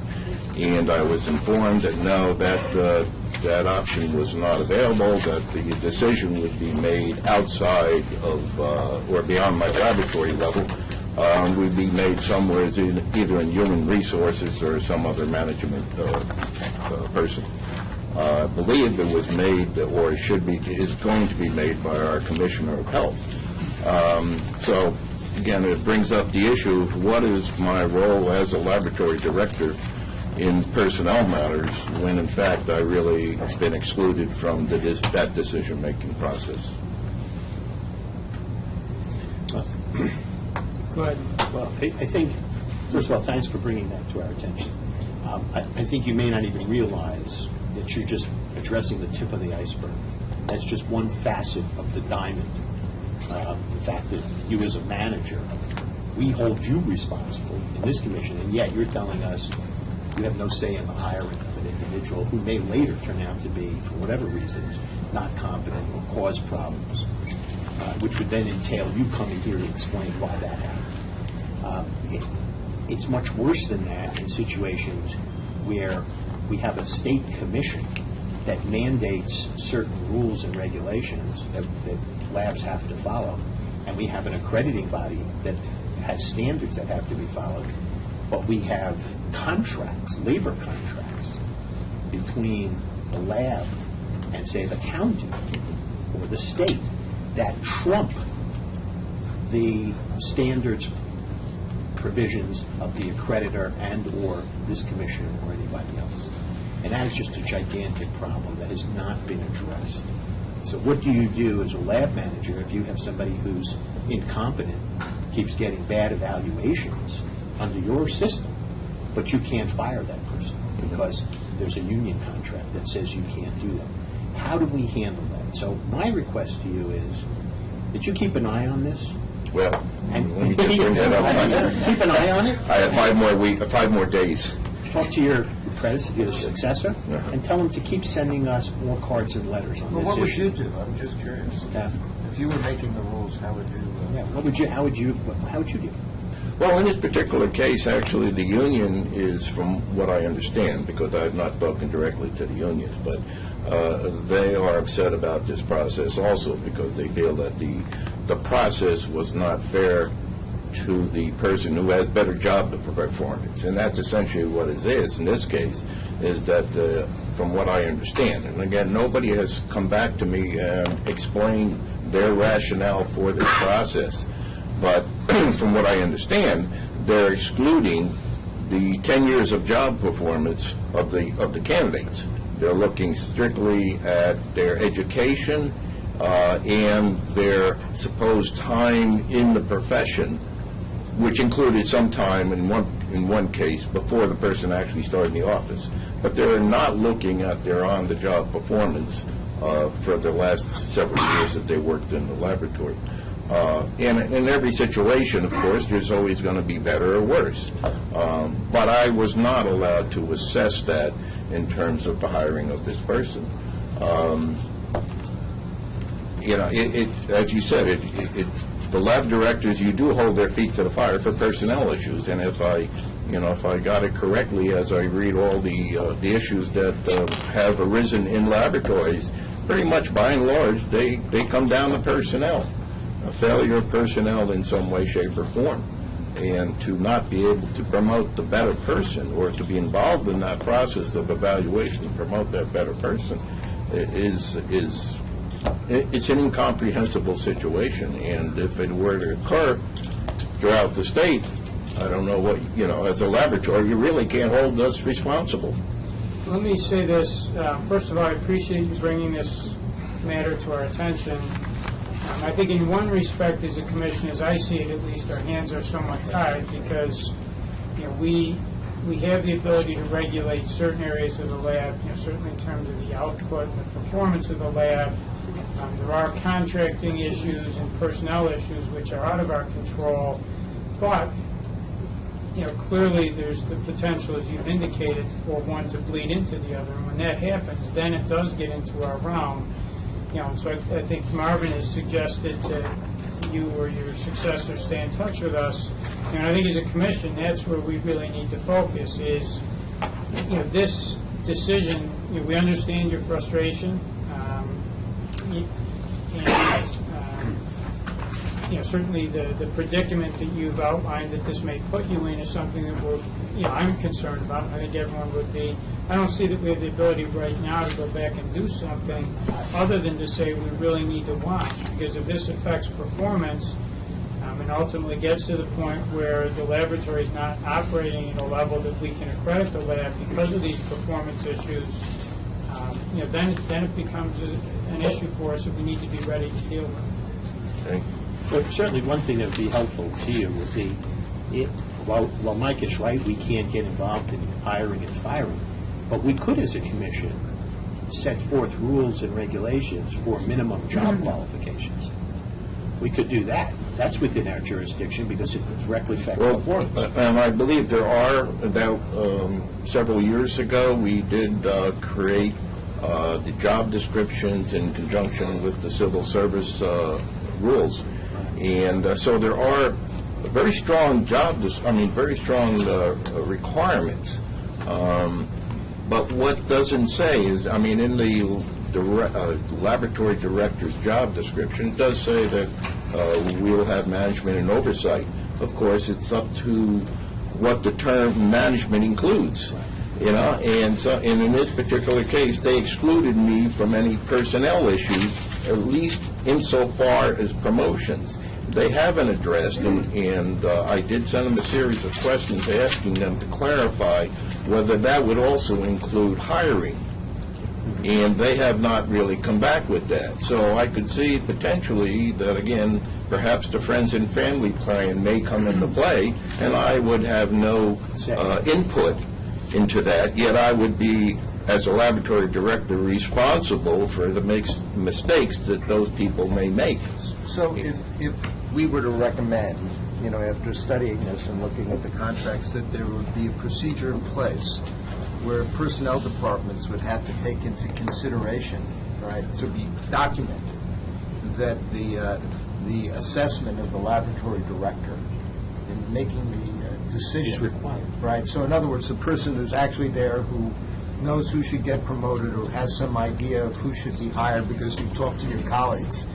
And isn't that what happens? I know I've seen it happen too much in the legal world, right? That, somebody comes in, you want to find out right away what your colleagues thought of the person who's applying for the job, right? And that you have you have an opportunity to be heard to make, and to put it on the record as to what you think. That's correct. Because you're ultimately going to have to live with the mistakes. That's right. Exactly. Well, I think that may be a good thing for us to think Yeah, there's a line here that I see that we can't cross because, we can look at issues like minimum standards, I think, but when you get into the nuts and bolts of the personnel, I don't know that, we as a commission have the ability to dictate to a county, how the personnel system works. I think I'm not talking about requiring it. I'm talking about if we set out, we say that, we don't have the legal authority to make them change their contractual rules, but if we recommend that a best practice would be to give the lab directors input on those decisions, so at least it's documented.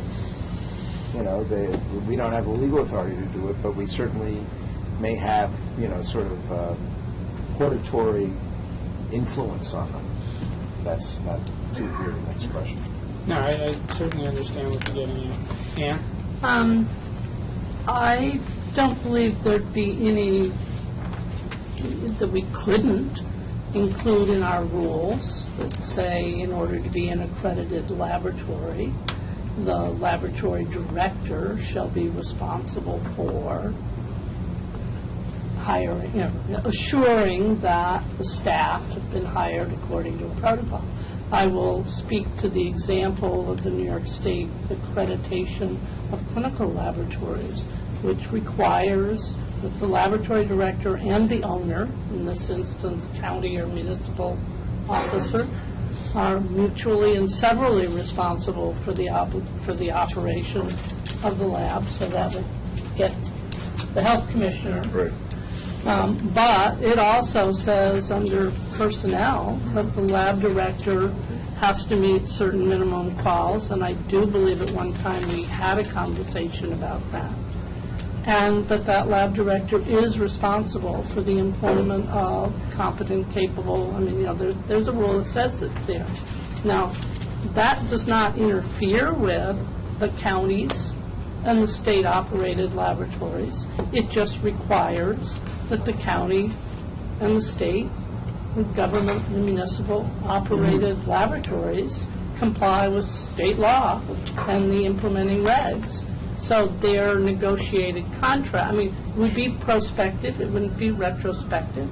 You'd have a new rule under an existing statute that said, in order for your county lab to be accredited, your county lab director must be involved in the hiring and firing. And if they don't want to comply, they don't have to comply. They just don't operate a lab because they're not going to be able to get accredited. I second the motion. It's a very incendiary. I'm already incendiary.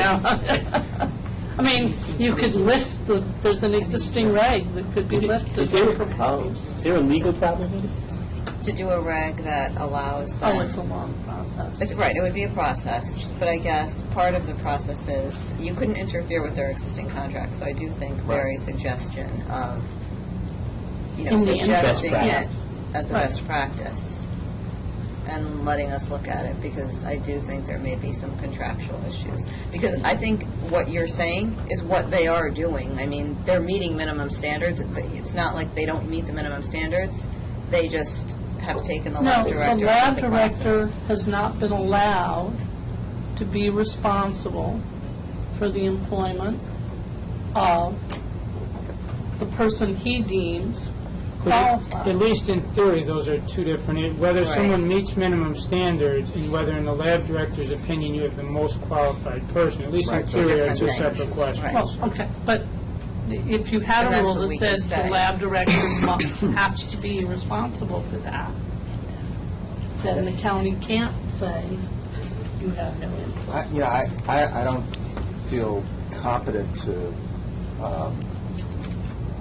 I think it would be very good if the lab directors themselves, I'm so glad you brought this to our attention, would say this, because, What do they need? What do they need? And not just in trying to find the best qualified applicant to hire, but also I think it's disturbing, as we saw in the Sarita Mitchell affair and others, as lab directors or even supervisors who are looking at whether they want to retain somebody or not, and they want to take disciplinary action, that they ought to have the freedom to do it. I mean, we learned that, there were considerations, what are we going to do with her, even though we saw all these problems. It strikes me there's contractual issues here. There also may be civil service issues here. If you've got a list and you've got 3 people on the list, you may think the most qualified person is somebody else, but you don't have that choice. I'm just wondering if, the issue is new to us today.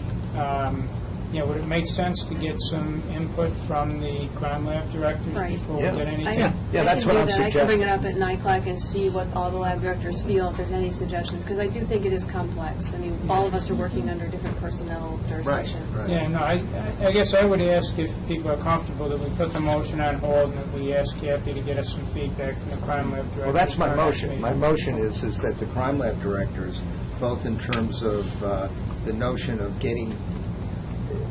setting out best practices for getting input to the counties or personnel entities that are making decisions on hiring.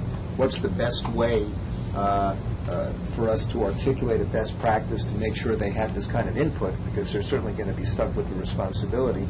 And I would go further to get their thoughts. And remember, as Kathleen says, all the contracts are probably different in each different entity, but if we could articulate some kind of principle about, the lab directors or the supervisors ought to have a mechanism in place where they can make recommendations about trying to get rid of people that they don't think are qualified, right? We see the same thing in the public education, right? I mean, in the last decade or so, there's been a real movement to try to change some of these rules, and in order to make the systems work better. So if I we should be guided by understand, that. your motion is to ask Kathy to get us feedback from the lab directors on both the issue of input into hiring, but also input in terms of termination. I'll actually second that motion, Barry. Thank you, Mike. Any other discussion? All in favor? And vote for it, too. Anyone opposed? And any abstentions? All right, thank you very much. May I just ask Sure. a slightly different question? There are 2 things I wanted to congratulate you on. One is your lab just got accredited, and 2, you said that you only have 5 days left until you retire. So congratulations on both. Thank you. And thanks for coming here, though, with 5 days left. 5 days to Yes, such a good suggestion. that is very good, but my question is about what is going to happen after 5 days, and has your replacement been selected? Because No, at this you know point- that ABFT requires the lab to have an appropriately qualified Right. director. There is the technical supervisor of the laboratory. He will take on the temporary role and be signing out the reports and be responsible for the laboratory on a temporary basis. But longer term, they have interviewed and offered a job to an individual. Unfortunately, he turned it down because he got a $70,000 increase going someplace else. But so now they are in the process of re-interviewing and looking at other individuals. But there's, as I can hear from the community, there's not a number of qualified individuals out there looking for jobs. So there may be a period of time before they can actually hire somebody. So, but hopefully it won't be too long. Thank you. The next item in terms of new business is just an update from the Office of Forensic Services on the web-based training, and yes, Brian, to make that very brief so we can try and get through the rest of our agenda here. Yeah, I'll try and do it in less than a minute. Just one of the needs we've seen through the commission meetings is that there's certain training that's mandated for the laboratories. They have to have general knowledge in forensic science. They have to have ASPAD labs, guiding principles, ethics,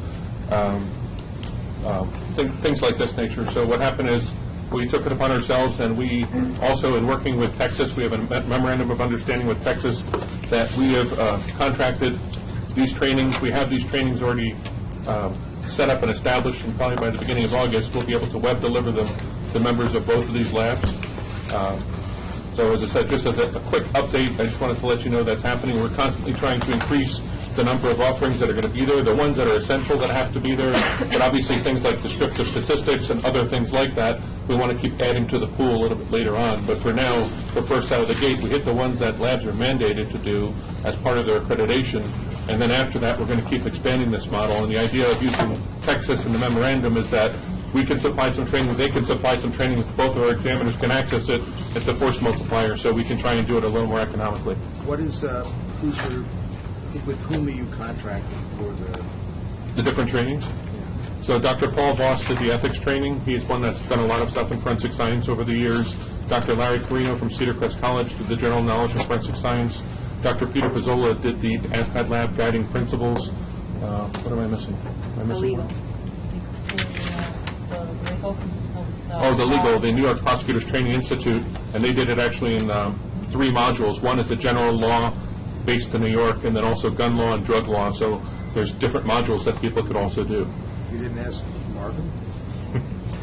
I'm being serious. I mean, or not Marvin. I mean, why wouldn't you, after all of this, why wouldn't you ask the defense to help train the lab people? They still can. The door's not closed. Yeah, well, that's my But it is suggestion. legal, it's about the drug laws and the firearms laws of what Yeah. the laws are.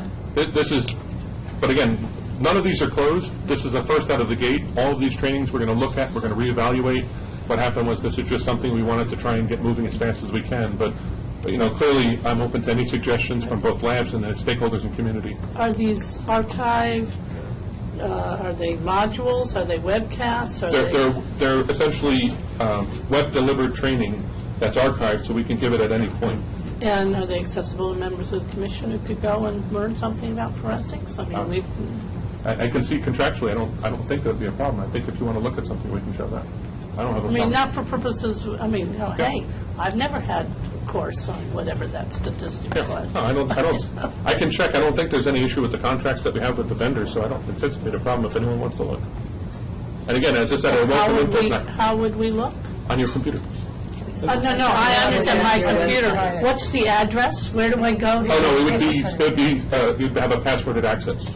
So I need to contact you to get that? Yeah, if anyone's interested, if you can just send me an email. Okay. And what I'll try and do is set up some type of site where you can look at it. The only thing I ask is that we don't extend it beyond yourselves for now. You know. I'm interested in doing training. Okay. Yeah, but I'm always welcoming If input. you have, Marvin, if you have Make you look specific like a liar, this is how it areas you want to train on I a can name specific one. Brady. send it to The Brian. relationship between Brady versus Maryland and the obligations of the labs, which I've talked about Send many him a times brief outline, here. and we'll take a look at it. Yeah. All right, thank you. Our next item are lab disclosures. We have a number of them. The materials relating to each disclosure have been provided in the binders and other materials sent to the commission members. In the interest of time, maybe I'll just take them all at once and say, ask if there are any of the disclosures that people have specific questions about beyond what's been provided already in the materials. All right, if there's not, then the next thing we have is executive session. At this point, I'd ask if we have a motion to go into executive session to discuss a matter or matters that might relate to the appointment, employment, promotion, demotion, discipline, suspension, dismissal, or removal of a particular person, or relate to an ongoing investigation. So moved. Do we have a second? Second. All right, all in favor? Anyone opposed? All right, then we are going to go into executive session. So I would ask that anyone who's not a commission member or staff... Transition. All you have to do is...